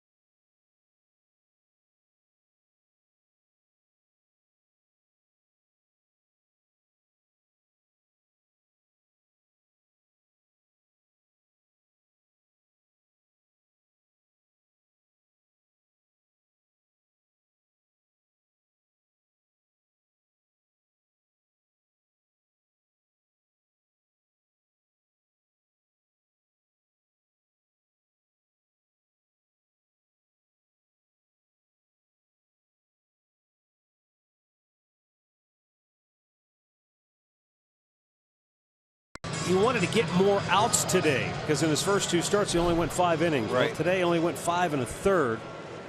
So still searching for that early season rhythm, that success that he's grown accustomed to. New pitcher is right-hander Steve Geltz. Already his 3rd appearance on the year, a walk and a strikeout in an inning and 2/3. Well, and he bobbed and weaved. The Indians only scored 3 because that big 2-run homer, but they had opportunities to really knock him out of that game earlier if they could have got any hits with runners in scoring position. So now their bullpen is going to have to continue to do what it's been doing all year, and that's been very good. They have a 1.59 ERA, covering 22 2/3 innings, and they've been scoreless in 15 of their 18 appearances. So they got to keep it a 3-0 game if they want to try and come back. Roberto Perez checks. It's a called strike, and it's 0-2. Danny Salazar going down to the Indians bullpen just to stay loose. Danny's only at 86 pitches, so he's still got I would guess at least another inning in him. And Roberto Perez down on strikes. He tried to hold up, but couldn't do it. 2 away.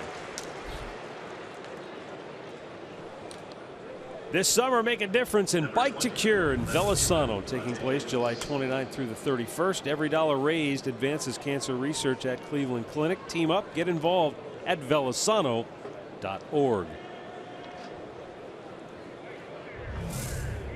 Rajai Davis with 2 down and the bases empty. Has singled, walked, he has stolen 2 bases. And sends a sky-high pop, foul territory, and out of play.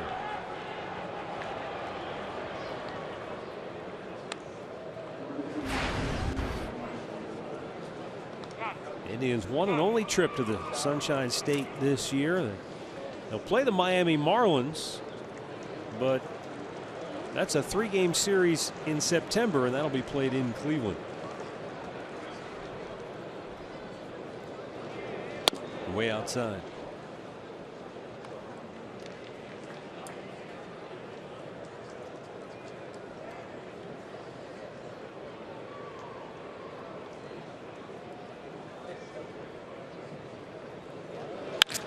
And Davis drives one to deep left field. Jennings looking up. Goodbye. Rajai Davis tees off his first home run of the year. And the Indians add to their lead, now a 4-0 ball game.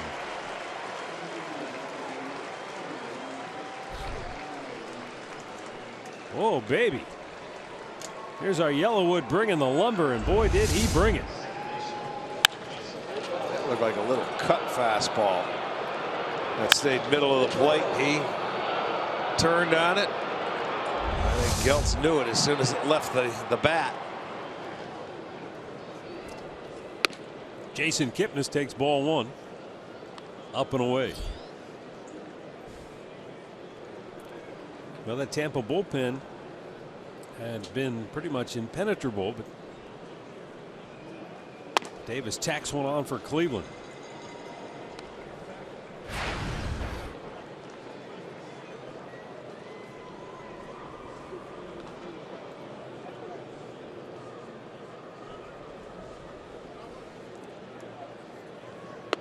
And that's low. 3 balls, no strikes.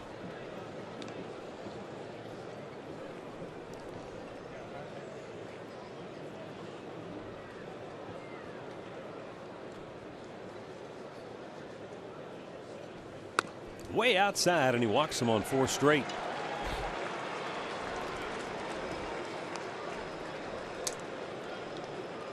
And it will bring up Francisco Lindor. Geltz came on, got the first hitter out. Perez, who was able to strike out, then the home run, now a walk.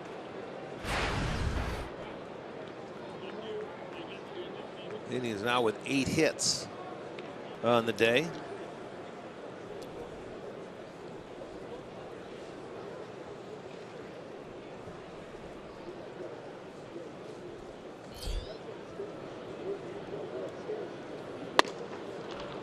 Up and in, ball 1 to Lindor.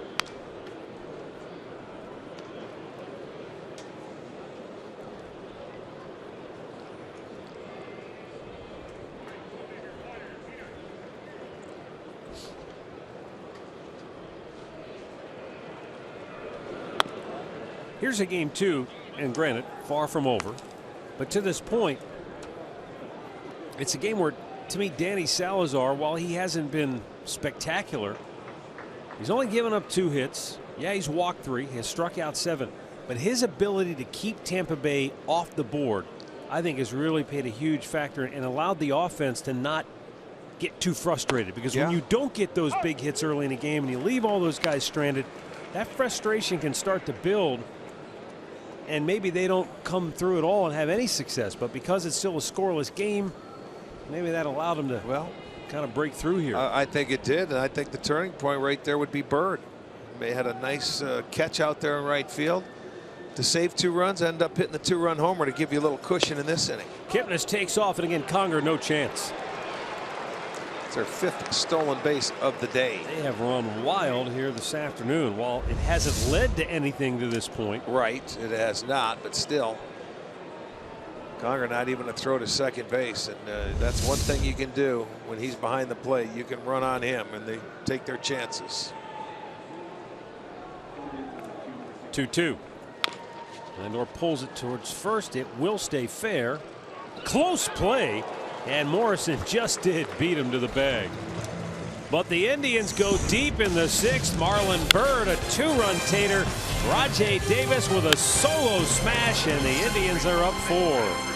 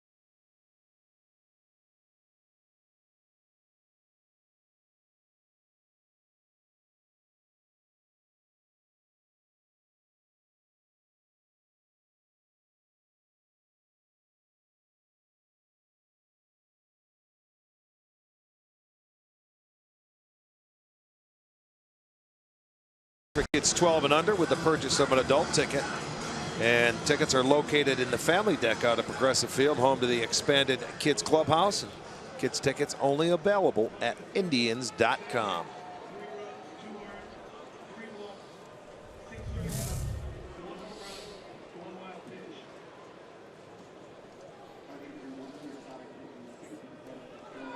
Logan Morrison going to lead off for Tampa. Swing and a miss by Danny Salazar. 96-mile-an-hour fastball. Morrison whiffed in the first, fly to center in the third.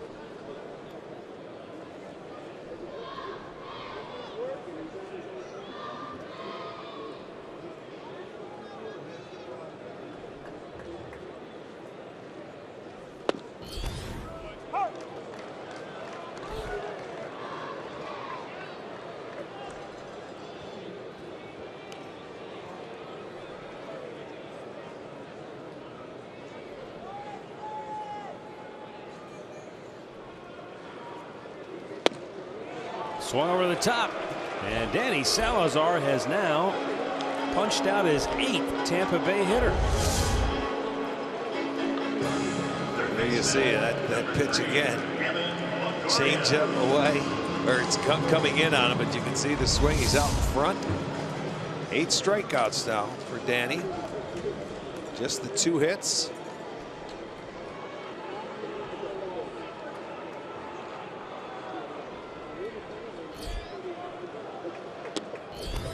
Evan Longoria struck out in the 3rd inning.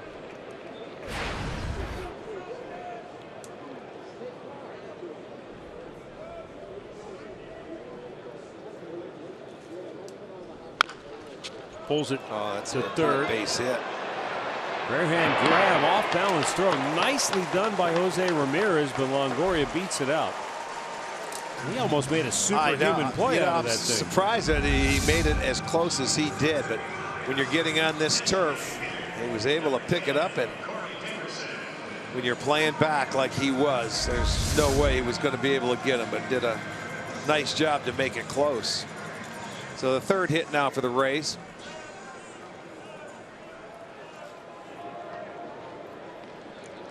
Corey Dickerson with 1 on 1 out.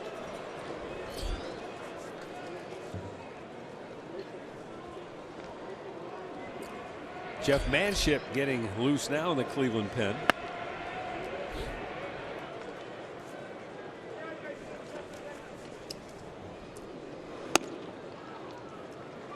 Indians return home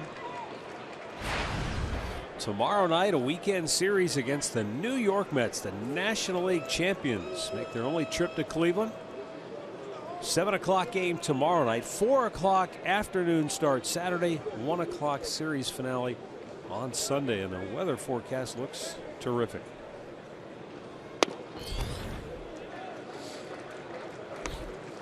In this series, the Rays,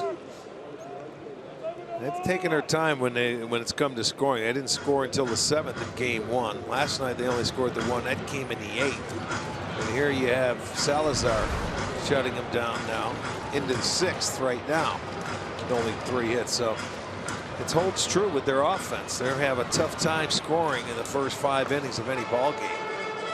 We'll have you covered if you can't make it down to the ballpark. Indians live tomorrow night at 6:30. Tickets obviously still available. You can go online at Indians.com. Get the best seats in the house for Friday, Saturday, and Sunday. We got a 4 o'clock game Saturday, correct? Yep. And then a 1 o'clock Sunday. Corey Dickerson fouls it off third base side.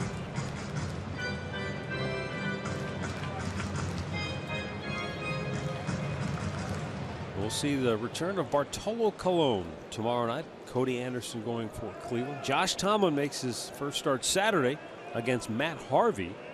And then it will be Corey Kluber going on Sunday against Steven Matz, the left-hander. 2-1. Dickerson fouls it off.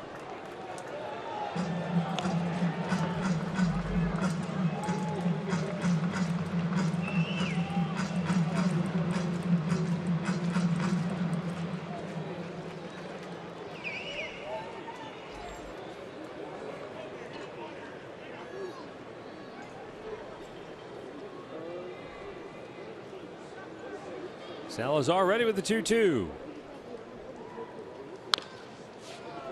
And Dickerson fouling it off.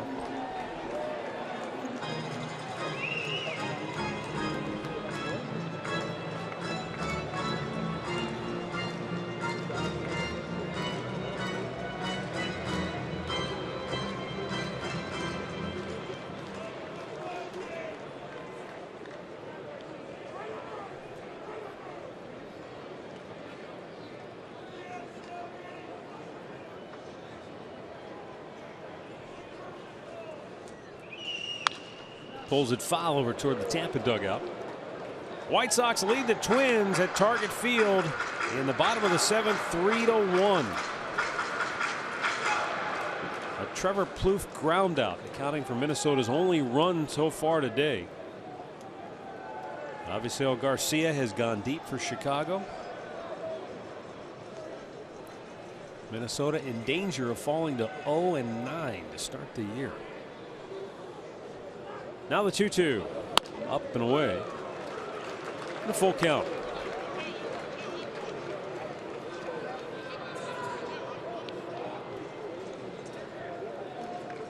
Tribe will see Minnesota on their next road trip, as well as the Detroit Tigers.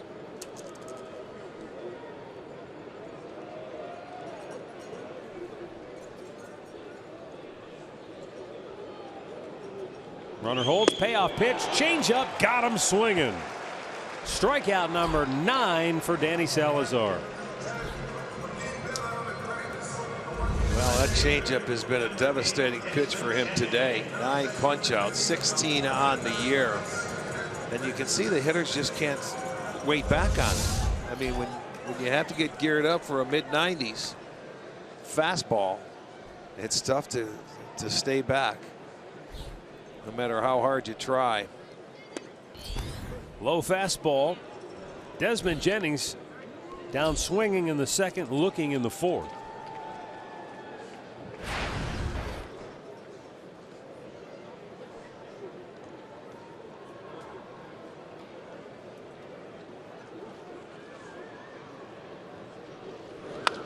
Check the swing and a foul back.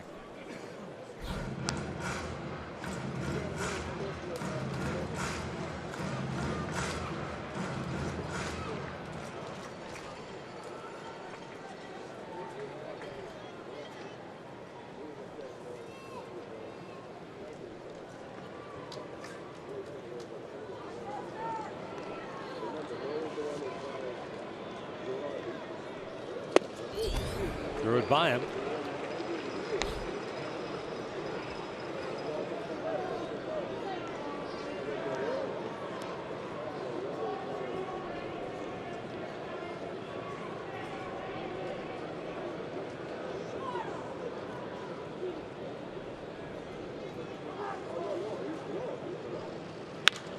High pop. Carlos Santana backpedaling and makes the catch. Danny Salazar cruises through the 6th. He has struck out 9 Tampa hitters.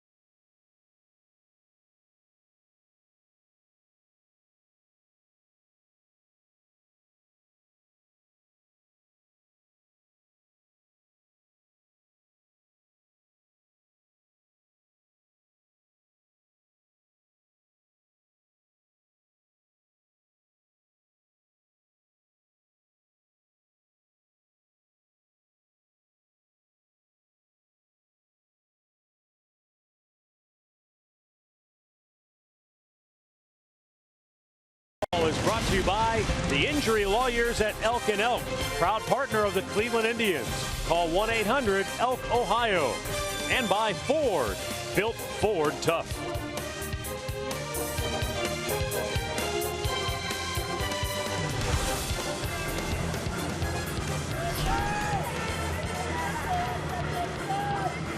Danny Salazar getting some handshakes and congratulations in the Indians dugout for a job well done.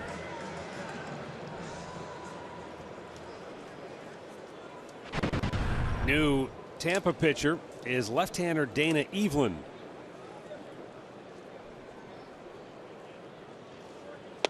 Mike Napoli taking it, a called strike.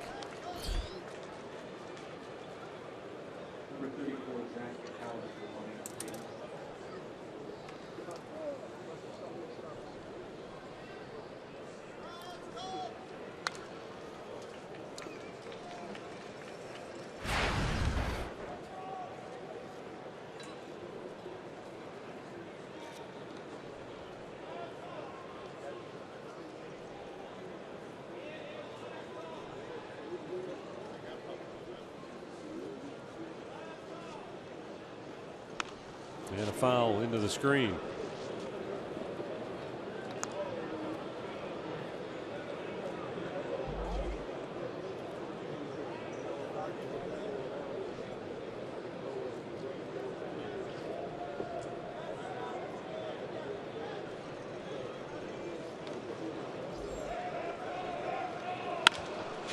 Right field near the line, slicing, and it is a fair ball. And will hop over into the seats for a ground rule double. Couldn't have placed that any better. Down the line, no chance for Souza to get there. First double of the day for the Indians. Napoli gets his second on the year, and it just skips into the seats. Ground rule double.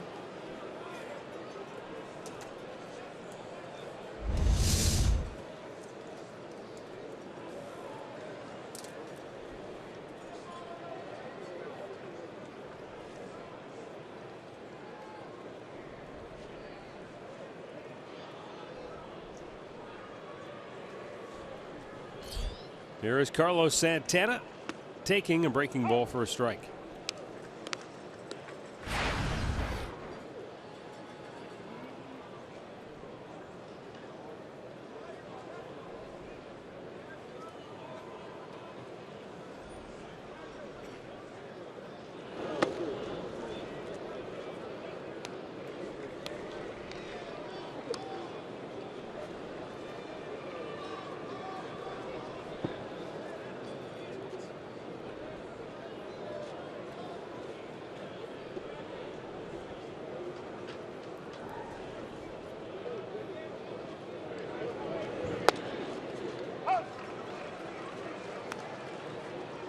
Santana struck out his first time up, popped up, and bounced into a fielder's choice in his other 2 trips today.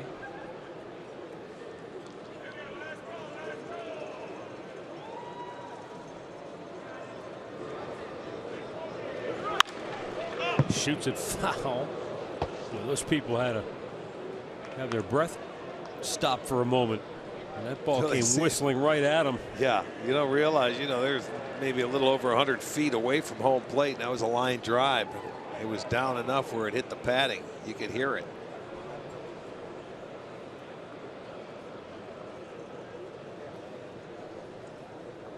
Yeah, those seats, you have to pay attention. Slowly chopped towards third. Longoria flips it across. 1 away.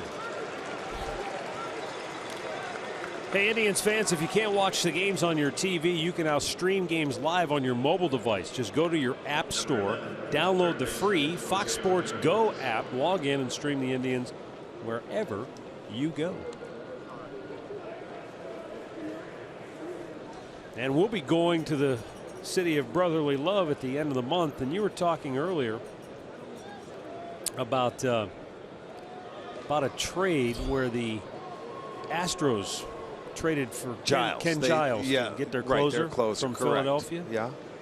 And one of the guys the Astros gave up in that trade was Vincent Velasquez.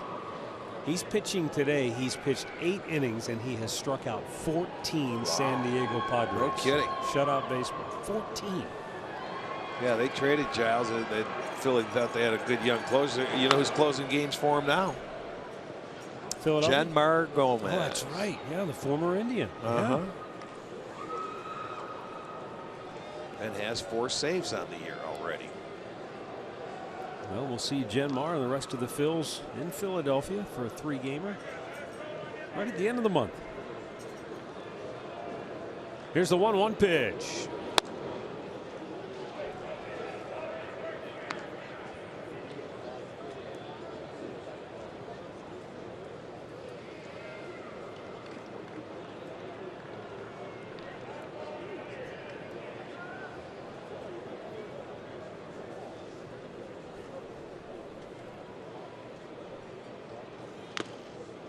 Good pitch. Evelyn threw it by Ramirez.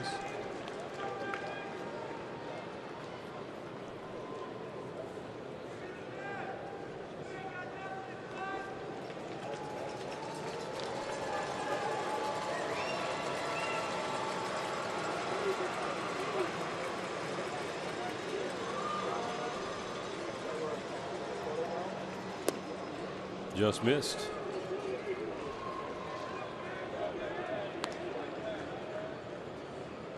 It's been talked about. It's now official. The Yankees have signed Nick Swisher to a minor league deal, and he's playing tonight.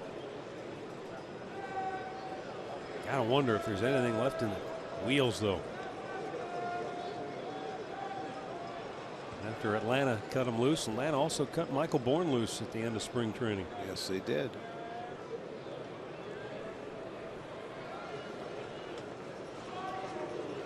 And the 3-2. Slowly chopped towards short. Miller charging hard. Gloves it, flips it to first, and this time he gets his man. But that was a similar play to the one that opened the 5th inning, in which Miller made the error and Roberto Perez came around and scored the first run of the game. As promised earlier, it's Miller time, brought to you by Miller Lite. And Marlon Byrd with a nice sliding catch in the alley. That was back in the 2nd inning with 2 on and 2 out, saved a run or 2. And then Byrd goes bye-bye birdie with a 2-run blast in the 6th. Yeah, made it a 3-1 game at the time, and then Davis hit a home run.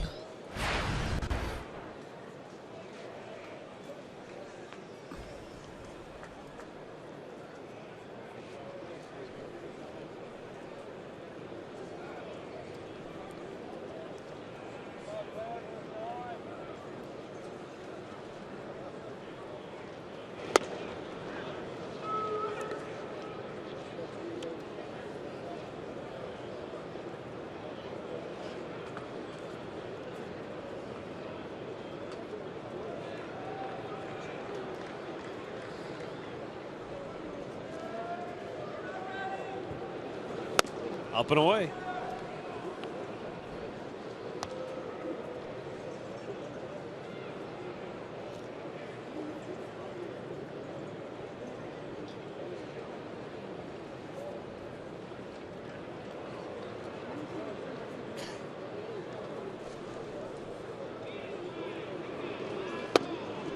And a strike call. 2-2. Wow, Vince Velasquez finished that game, complete game, 16 strikeouts, 3-hit shutout for the Phillies. Wow, that's Might be the best game of the year so far, huh? I would think so. I would hope so. 2-2. Bird checked and fouled it off. Didn't walk a batter. And San Diego, after starting to turn things around, have now lost 3 in a row. I think they've been shut out already 5 times.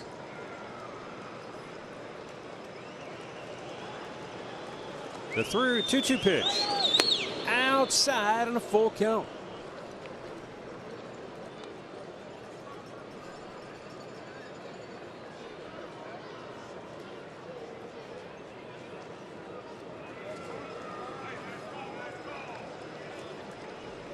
Yeah, that's their 5th time being shut out this year That's already. 3-2. Bird fouls it back.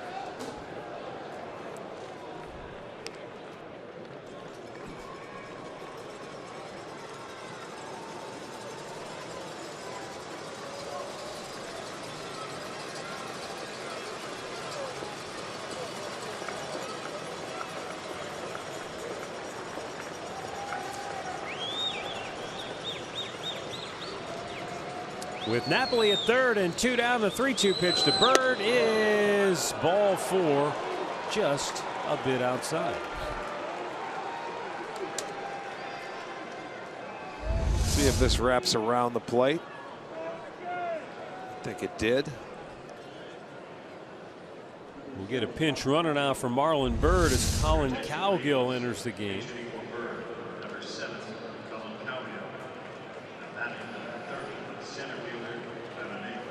That'll bring up Tyler Naquin. Naquin singled his first time up, and then his next at bat was just pure bad luck. He hit a bolt, I mean a line shot to first base, and Morrison, who was holding the runner on, just turned and caught it and was able to step on first to end the inning for a double play. Grounded out his last time up. If he's playing his normal position, it's a double down the right field line.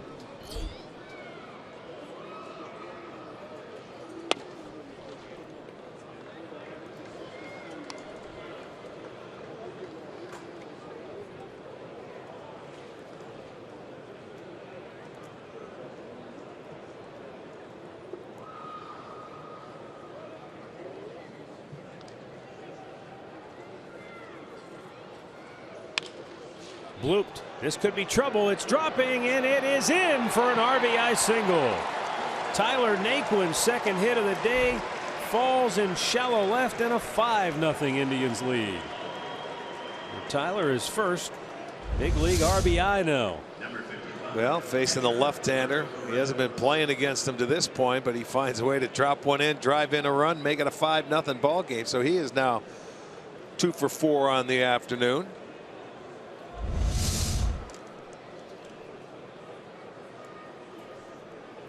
Ten hits now for the Tribe.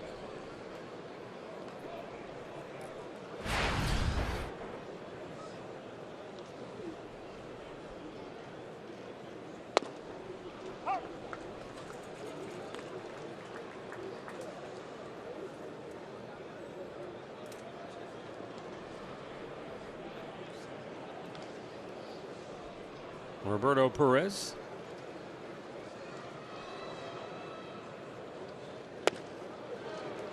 Cuts and misses. It's quickly 0-2.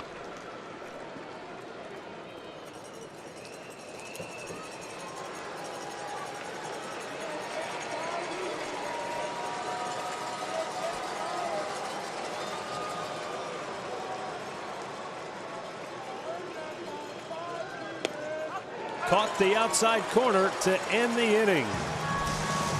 But Tyler Naquin adds another run to the Indians' lead as we go to the bottom of the 7th.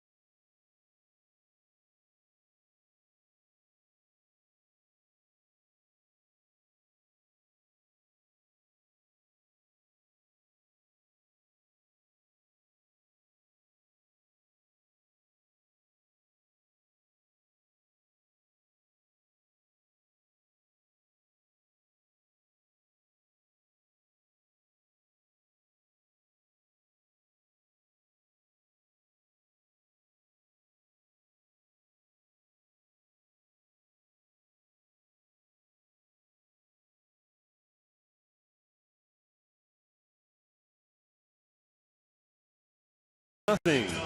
Bottom of the 7th inning, and the Tribe goes to the bullpen for Zach McAllister. Danny Salazar went 6 3-hit shutout innings here this afternoon. Walked 3 and struck out 9. Colin Cowgill stays in the ballgame and takes over in right field. First ball swinging, Brad Miller sends one to center field. Tyler Naquin has it, 1 down.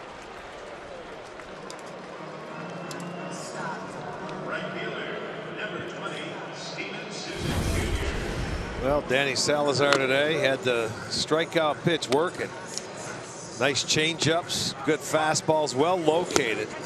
Able to get a couple of hitters to chase. He had 9 strikeouts on the afternoon. He did walk 3, but again, very good stuff. His only other start against the Rays came last year where he went 7 2/3, but he only had the 2 punch outs tonight, 9 punch outs, and he goes the 6 innings.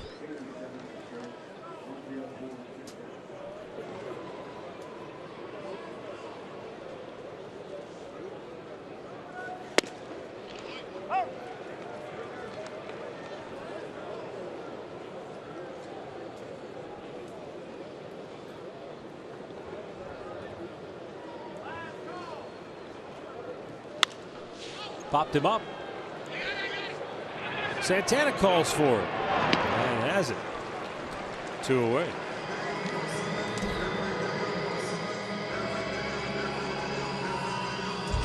Saturday, MLB on FS1 double dip. AL East champion Blue Jays taking on the Boston Red Sox. Then an NL East matchup between the Braves and Marlins. You'll only see on FS1. It all starts Saturday at 3:30 Eastern. On Fox Sports 1, you can also watch it live on Fox Sports Go.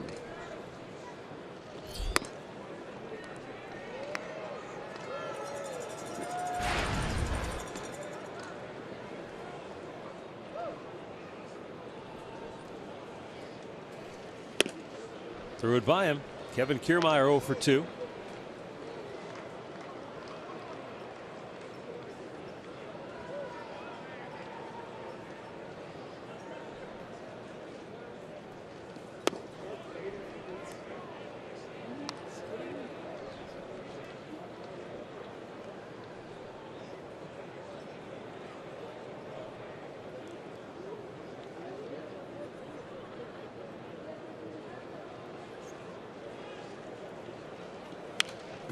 Right back to the screen. 2 balls, 2 strikes with 2 down in the bottom of the 7th.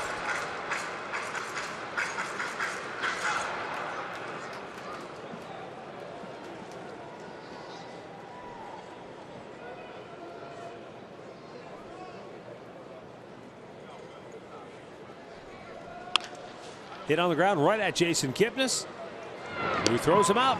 And Zach McAllister works a 1-2-3 7th inning.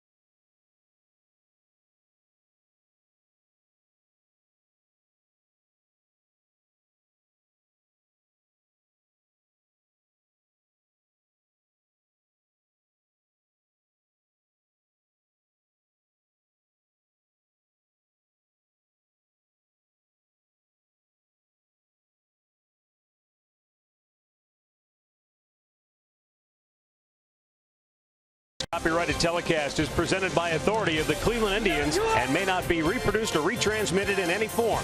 And the accounts and descriptions of this game may not be disseminated without the express written consent of the Cleveland Indians.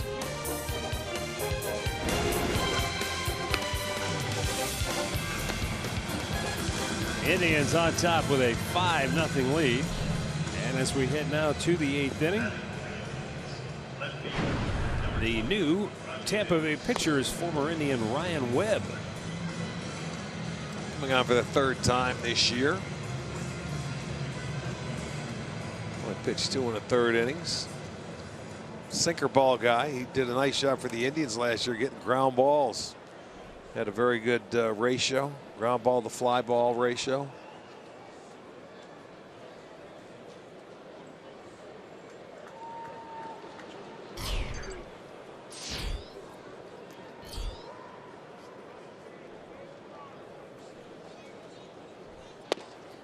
Caught the outside corner for a strike.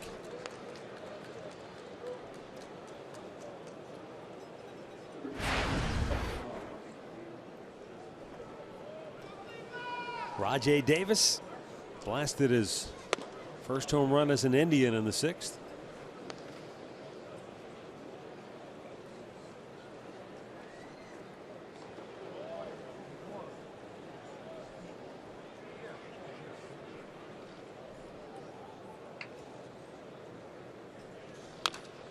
Pulls it foul.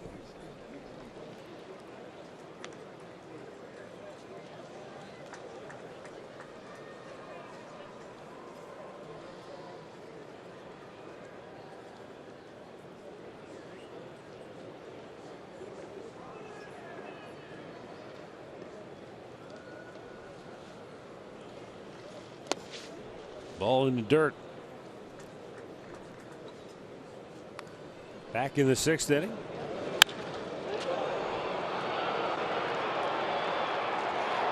Put a good swing on it. Looked like a cut fastball to me. Stayed middle of the plate. Hit his first home run of the year.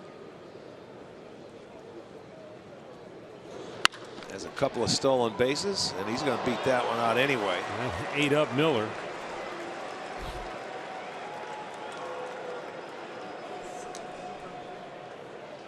It's his 3rd hit of the day. Miller going to his right on the backhand, couldn't field it cleanly, but I'm telling you, he would have had a tough time trying to throw him out. It'll go as a base hit for Davis.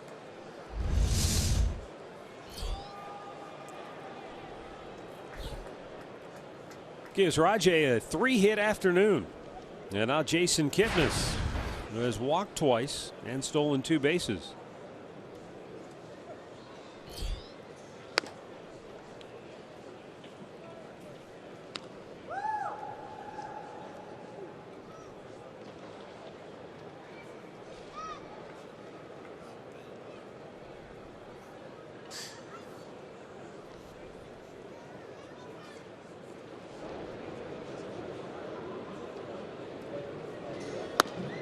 Upstairs.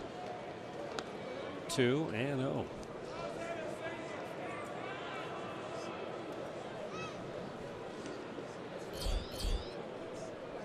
Brian Shaw getting loose for the Cleveland Indians. And that time Kipnis takes a strike.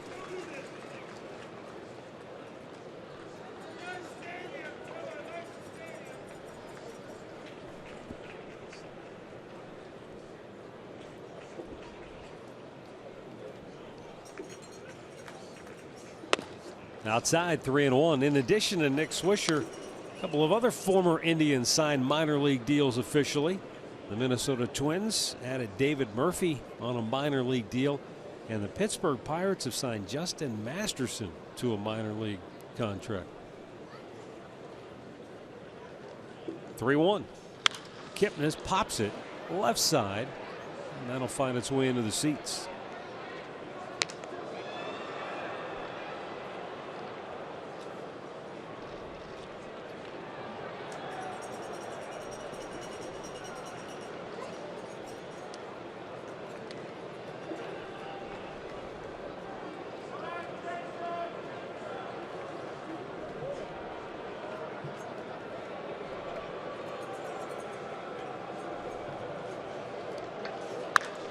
Kipnis tried to pull the hands in, yanks it down the line, but foul. Had plenty of distance, but just couldn't quite keep it inside that line.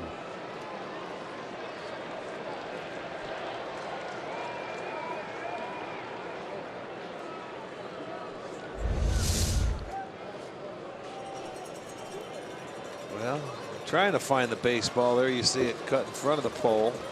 Was definitely a foul ball.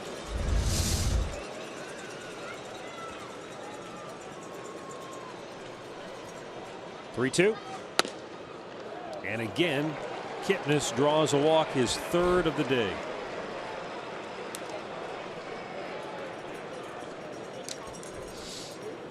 So the first 2 reach against Ryan Webb here in the 8th. It'll bring up Francisco Lindor.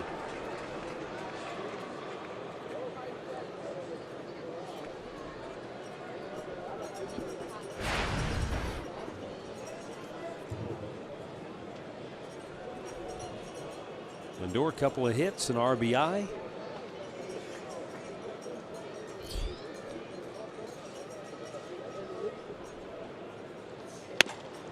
Man, that's outside.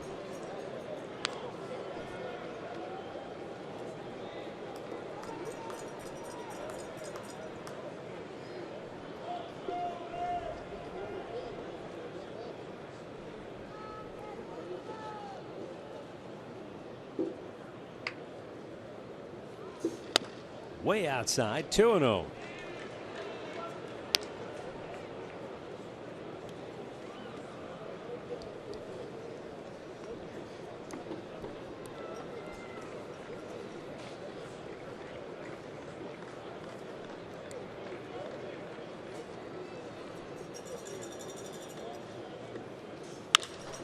And Lindor pops one toward left near the line. Jennings is there. And the runners retreat, 1 away. Yeah, Webb having a hard time finding the strike zone here. Last night, Lindor on a pop-up, he went over there to try and catch it. It never came down. He was waiting for it. He got lodged up among the catwalks here. He was having fun with a lot of different people on that one.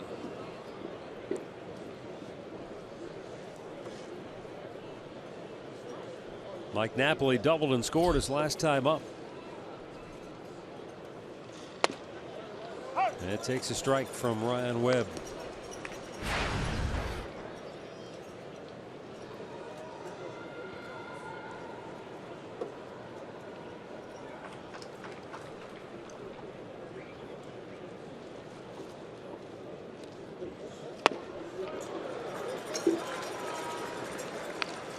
Quickly, the count 0-2.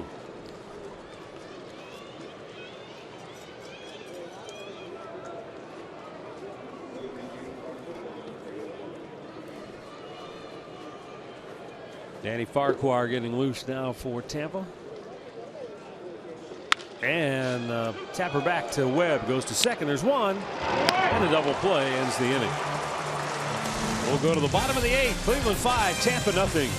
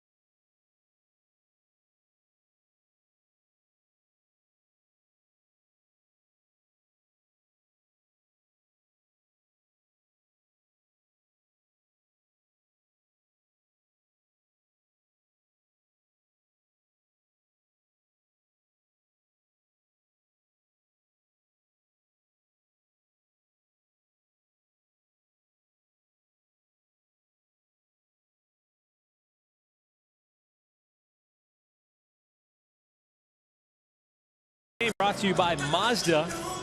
When the Indians score 4 or more runs of support for the starting pitcher, they won 38 in a row. And while Danny Salazar was in there today, they backed him up with 4.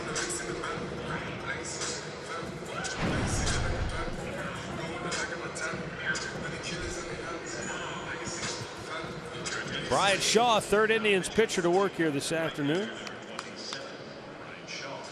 He'll face the number 9 hitter Hank Conger, then Logan Forsythe and Logan Morrison.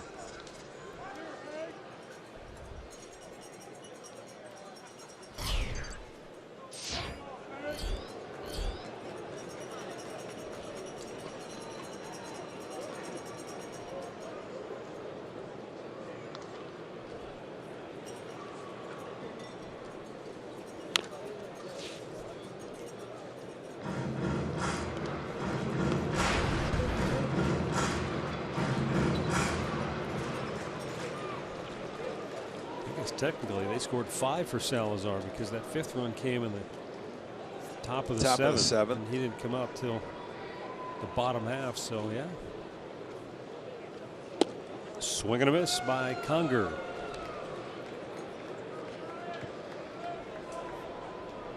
Yeah, they play the big shift for Conger. As Kipnis is in short right field. Ramirez, who's at third, is way over at short.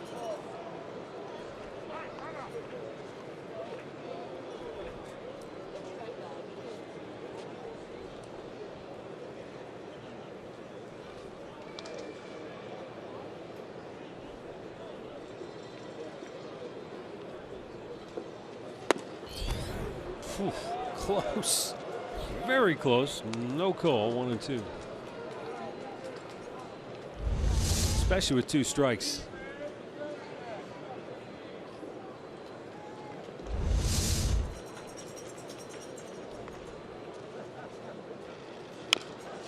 Pulls that foul.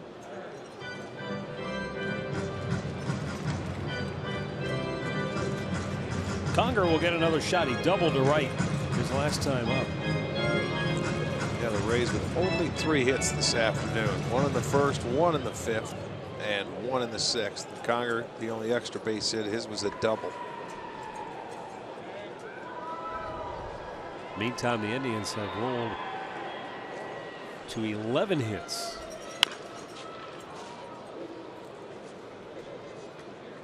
Yeah, they've had a lot of guys on base today.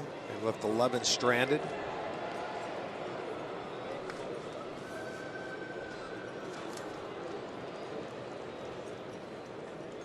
Hits and 6 walks, so their share of base runners.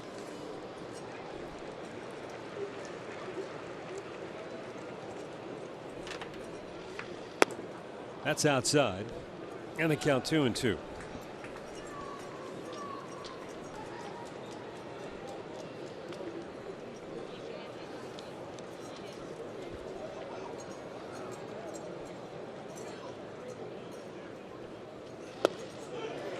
Got to be nice for Brian Shaw just to get back out there again after his last appearance in Chicago kind of blew up on him. Number 11, second baseman, Logan Forsythe. Well, he comes right back there, and you can see the cut on that fastball. See how much movement that thing moves, about looks like about 12 inches. And Conger swings through it.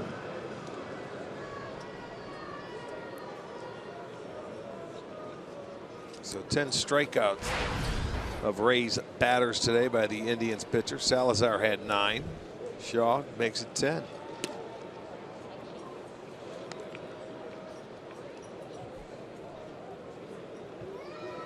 In addition to the 5 runs and 11 hits, the Indians have left 11 on base. Early on in this game, it looked like maybe a game of wasted opportunities. But the Indians were able to cash in the 5th, 6th, and 7th innings.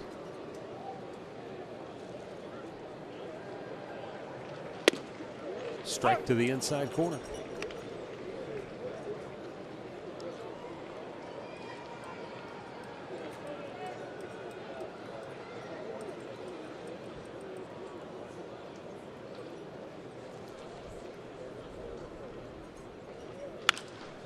Neither starting pitcher really was able to find a rhythm in the first couple of innings.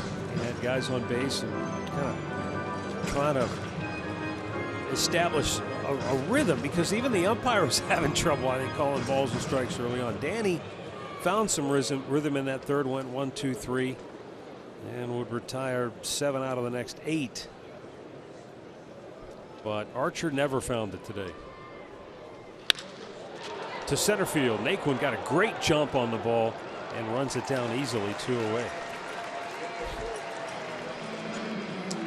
Number 7, first baseman, Logan Morrison. Logan Morrison 0 for 3 has struck out twice.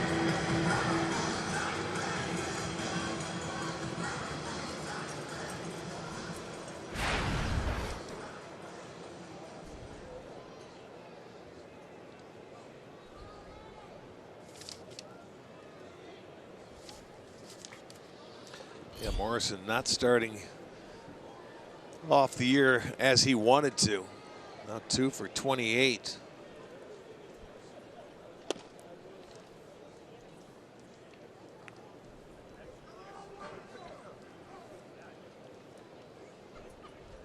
And how many times have we talked about it? You know, you hate to start off slowly, because everywhere you look, you don't want to look on the scoreboard and see a batting average that you don't.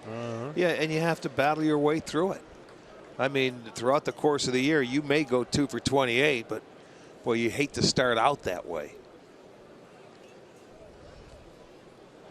You know, sometimes you have a tendency to try to do too much. You want to get 4 hits and 1 at bat, and you just have to be patient with it and work your way through early season slumps. And it happens to a lot of different hitters, on a lot of different teams.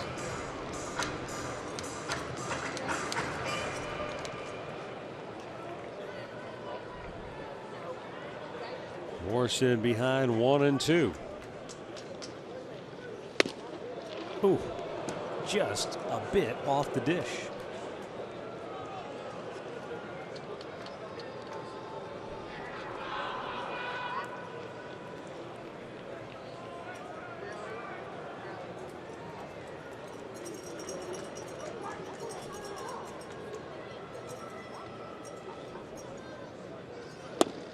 Threw it right by him. Boy, Brian Shaw, money here this afternoon. Retires the side in order, strikes out a pair.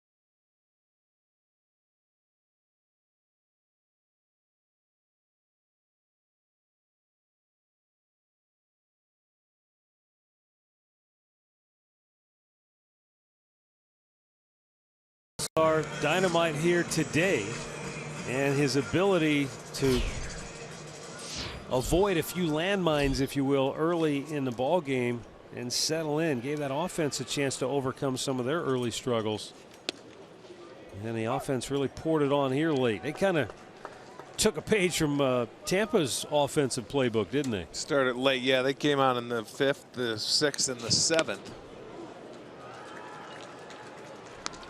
Danny Farquhar on for Tampa here in the 9th. But you hit a couple of home runs and you score with one swing. It's nice. You know, you get a guy on the Bird 2-run home run and then a Davis solo shot in the 6th inning. Farquhar is the 5th Tampa pitcher to work here today.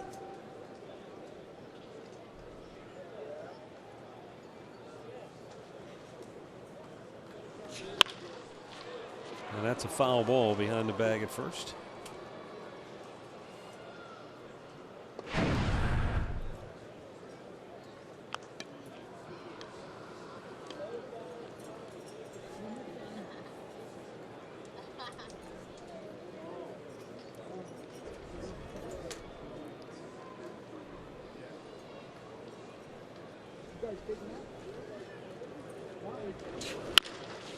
Slowly chopped. The second baseman, Forsythe, will take care of Santana one away. Time now for our Pat O'Brien plays of the game. Marlon Byrd, appropriately enough, hits it to the duck for a 2-run homer, and then Rajai Davis, a solo smash into the cheap seats. So that's what you were talking about, the instant offense. Yeah, one swings, let's go. The Indians had opportunities. They didn't hit very well with runners in scoring position today, but you like the home runs, quick strikes.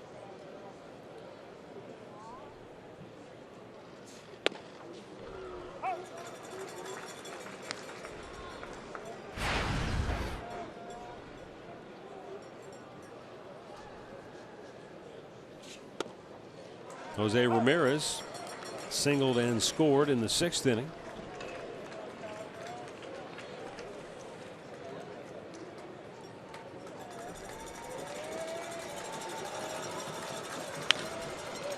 And he blasts one to deep right field. Souza Jr. going up and won't get it. That clears the yellow line for another Indians home run. First homer of the game for Jose Ramirez. First homer of the season, I should say. And you know, Jose's a guy who during spring training hit quite a few home runs, and Terry Francona said, you know, he's stronger than people realize. Yeah, that he is. I'll tell you, you know, he packs a wallop for a little guy. Stays back, and you know, he gets the barrel of the bat right through it, and that's a line drive out of here. So the 3rd home run of the afternoon for the Indians, and Ramirez gets his first on the year. Makes it a 6-0 ball game.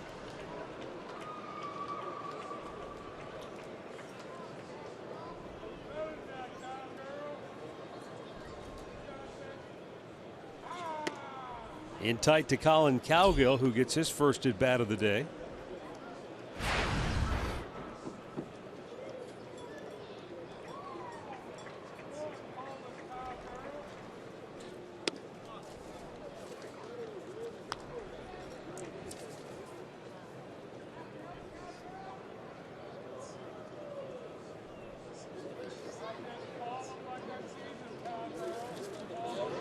Up and away.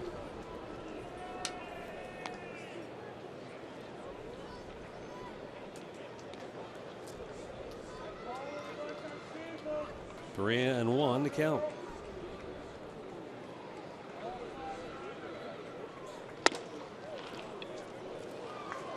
Cowgill draws a 1-out walk. And it will bring up Tyler Naquin.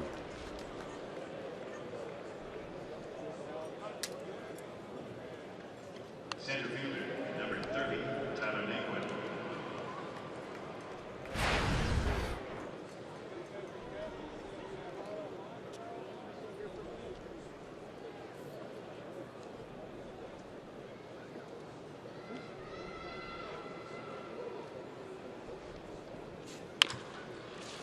Naquin pulls that foul. Tyler 2 for 4 with a run batted in. Very easily could be 3 for 5.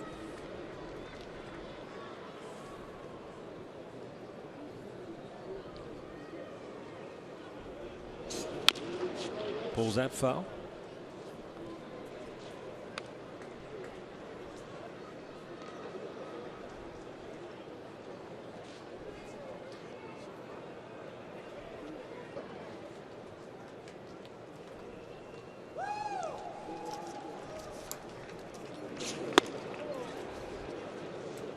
Yeah, with right-handers on the mound the next 2 games in Cleveland, we'll see if Tyler Naquin gets more opportunities to start.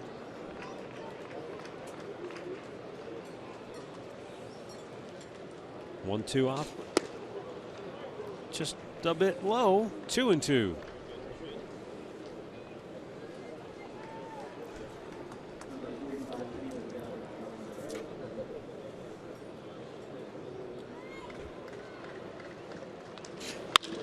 And Naquin has his 3rd hit of the afternoon.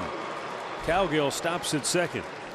Oh boy, back out, and that's one way to ensure more playing time. Yeah, well, you know what?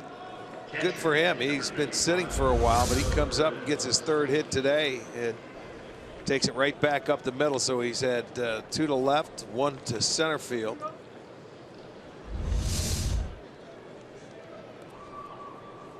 $13 hits now for the Indians. 3 guys have their first home run of the new year. Bird, Davis, Ramirez. Roberto Perez looking for his first hit. Reached on an error and scored the first run of the game. That was back in the 5th.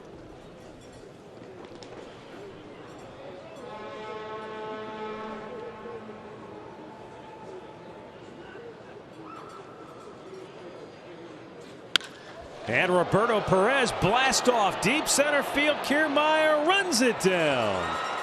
And everybody retreats. Well, Perez tried to give it a ride. Well, he hit it out of the nose. You can't do much better than that. Use the biggest part of the ballpark, and one of the best center fielders runs it down. That's a good at bat. You hit it hard, hit it on the nose, but he's going to come back empty with no hits today. Now Rajai Davis has 3 hits, including his first home run.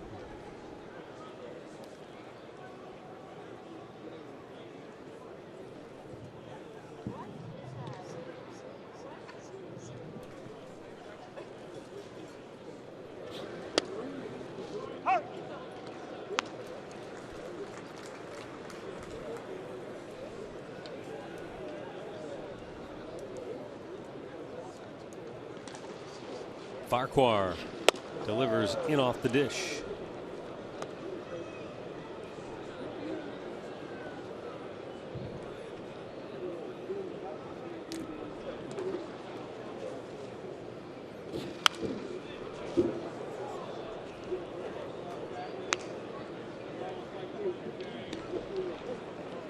One ball, 2 strikes with 2 on and 2 out in the 9th.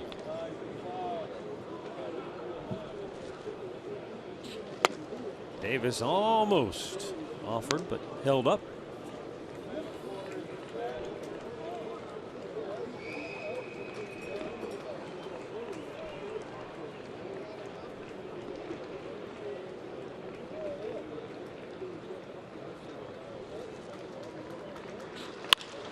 And Davis with a smash to the left of Longoria. He recovers in time to get Naquin.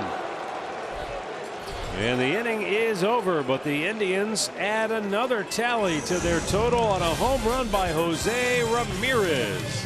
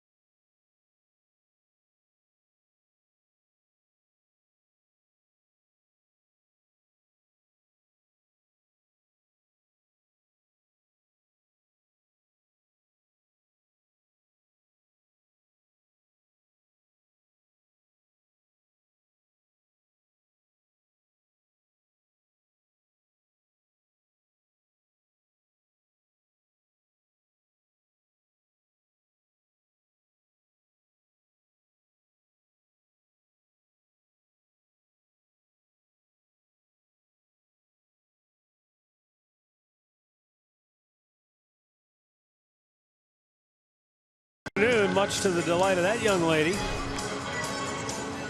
And as we go to the bottom of the 9th, the 4th Indians pitcher to work this afternoon will be Trevor Bauer.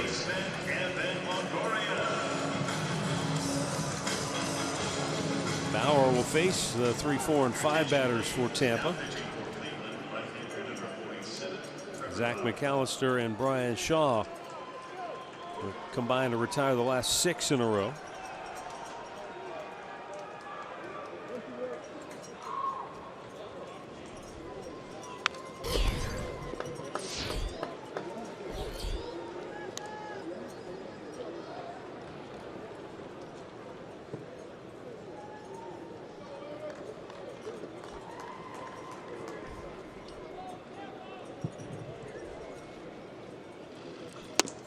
And a fastball in there for a strike.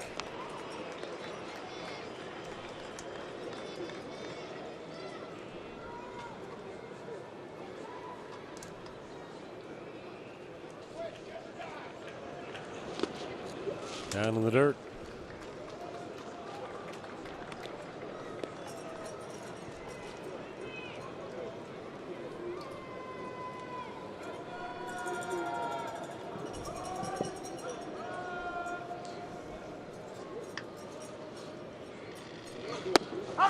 Strike 3 called on the outside corner, and Longoria is out looking.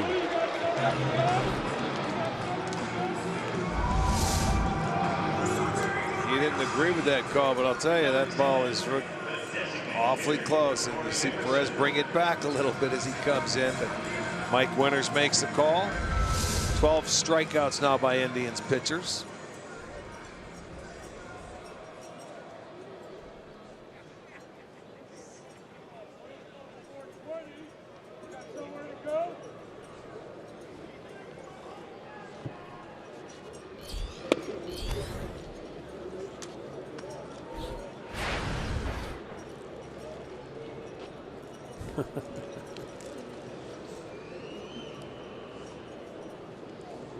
Corey Dickerson.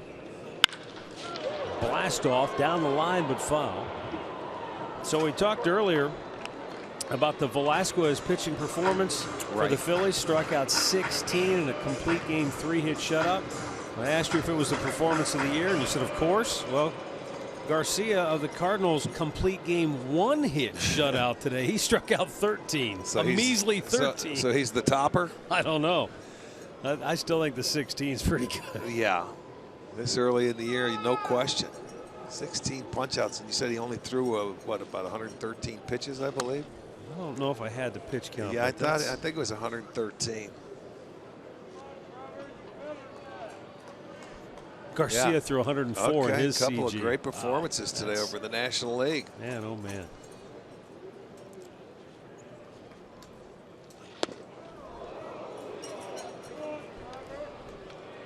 Here today it was Danny Salazar going 6 innings. He only gave up 3 hits, struck out 9, did walk 3. But in 103 pitches, he kept the Rays off the board, and then McAllister and Shaw. Now Bauer picked up right where he left off.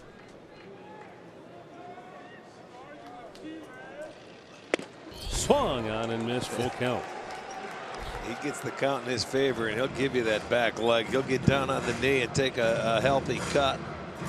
We saw it, I think it was in the first game of the series. He does not get cheated taking a swing.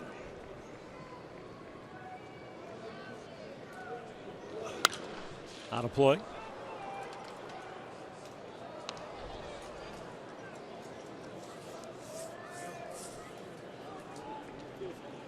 Danny Salazar retired 13 of the last 16 batters he faced today. And now the bullpen has combined to retire 7 straight.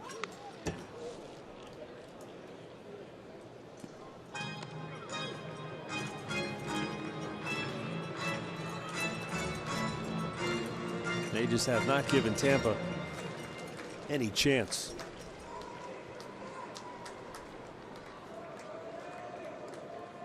And the 3-2.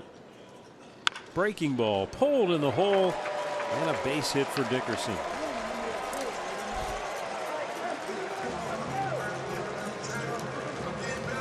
Came back with a 3-2 hook right there. And he hit a nice liner into right field.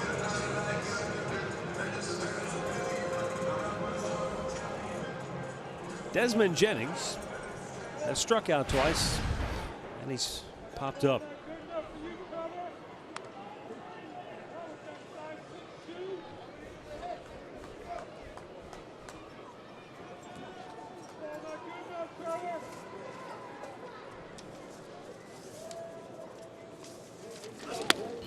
That's low, ball 1.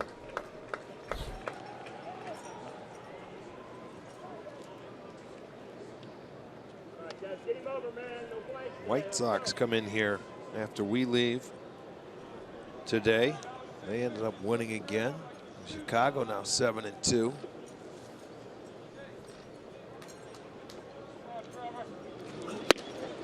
Jennings can't catch up. And I don't think it's going to get any easier for them because they're going to be facing Chris Sale tomorrow night. Ooh.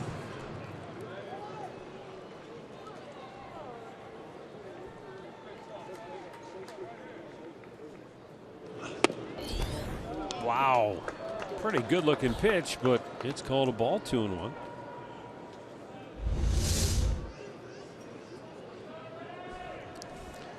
Hasn't called many low pitches all day long.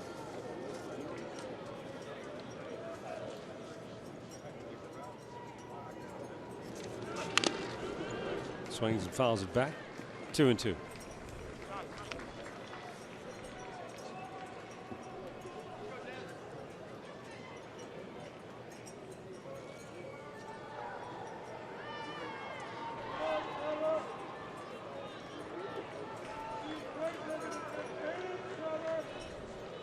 There's the 2-2 now from Trevor Bauer. And it's pulled on the ground to third. Ramirez will have no play. Second time today that a little tapper to third has resulted in an infield hit for Tampa Bay. Well, that time Ramirez realized he didn't have a play with Jennings going down the line, so he gloves it and just holds on to it.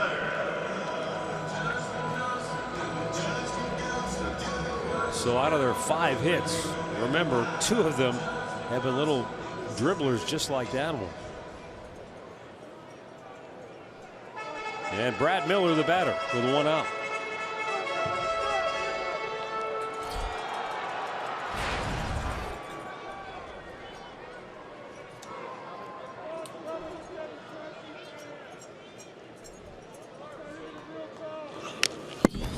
Right back to the screen.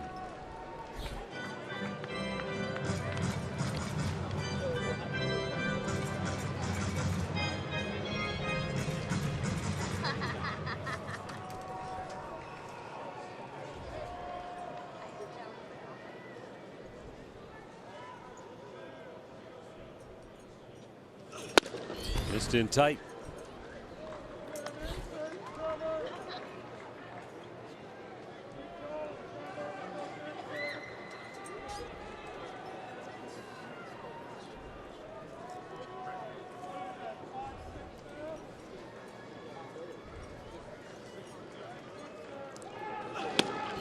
Swing and a miss by Miller.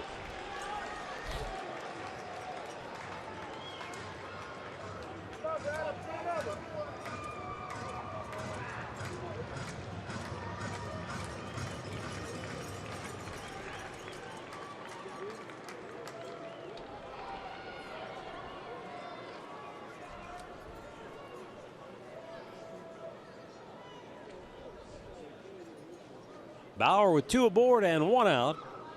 Delivers the 1-2 to Miller, and he strikes him out. 2 away.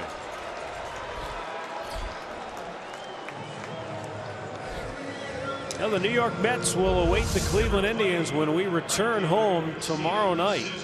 It's going to be an interesting matchup because you've got the Mets who they were on the verge of falling to 2-6 to start the year if they don't pull that game out yesterday, and a lot of it was made of manager Terry Collins going to his closer for a multi-inning 5-out save for what, the second day in a row he had pitched, something to that effect. And he just basically said, hey, I felt it was a game where we needed to win.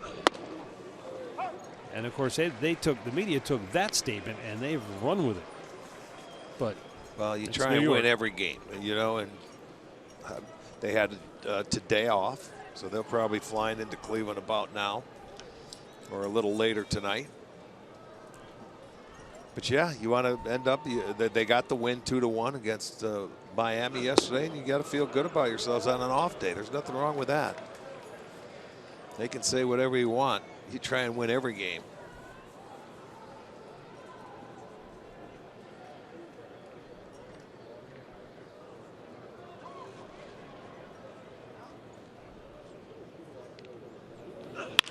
Smashed right side out of play.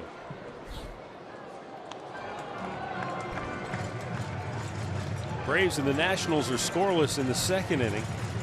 Washington trying to run their record to 7-1, matching the Cubs and the Orioles for the best start in baseball.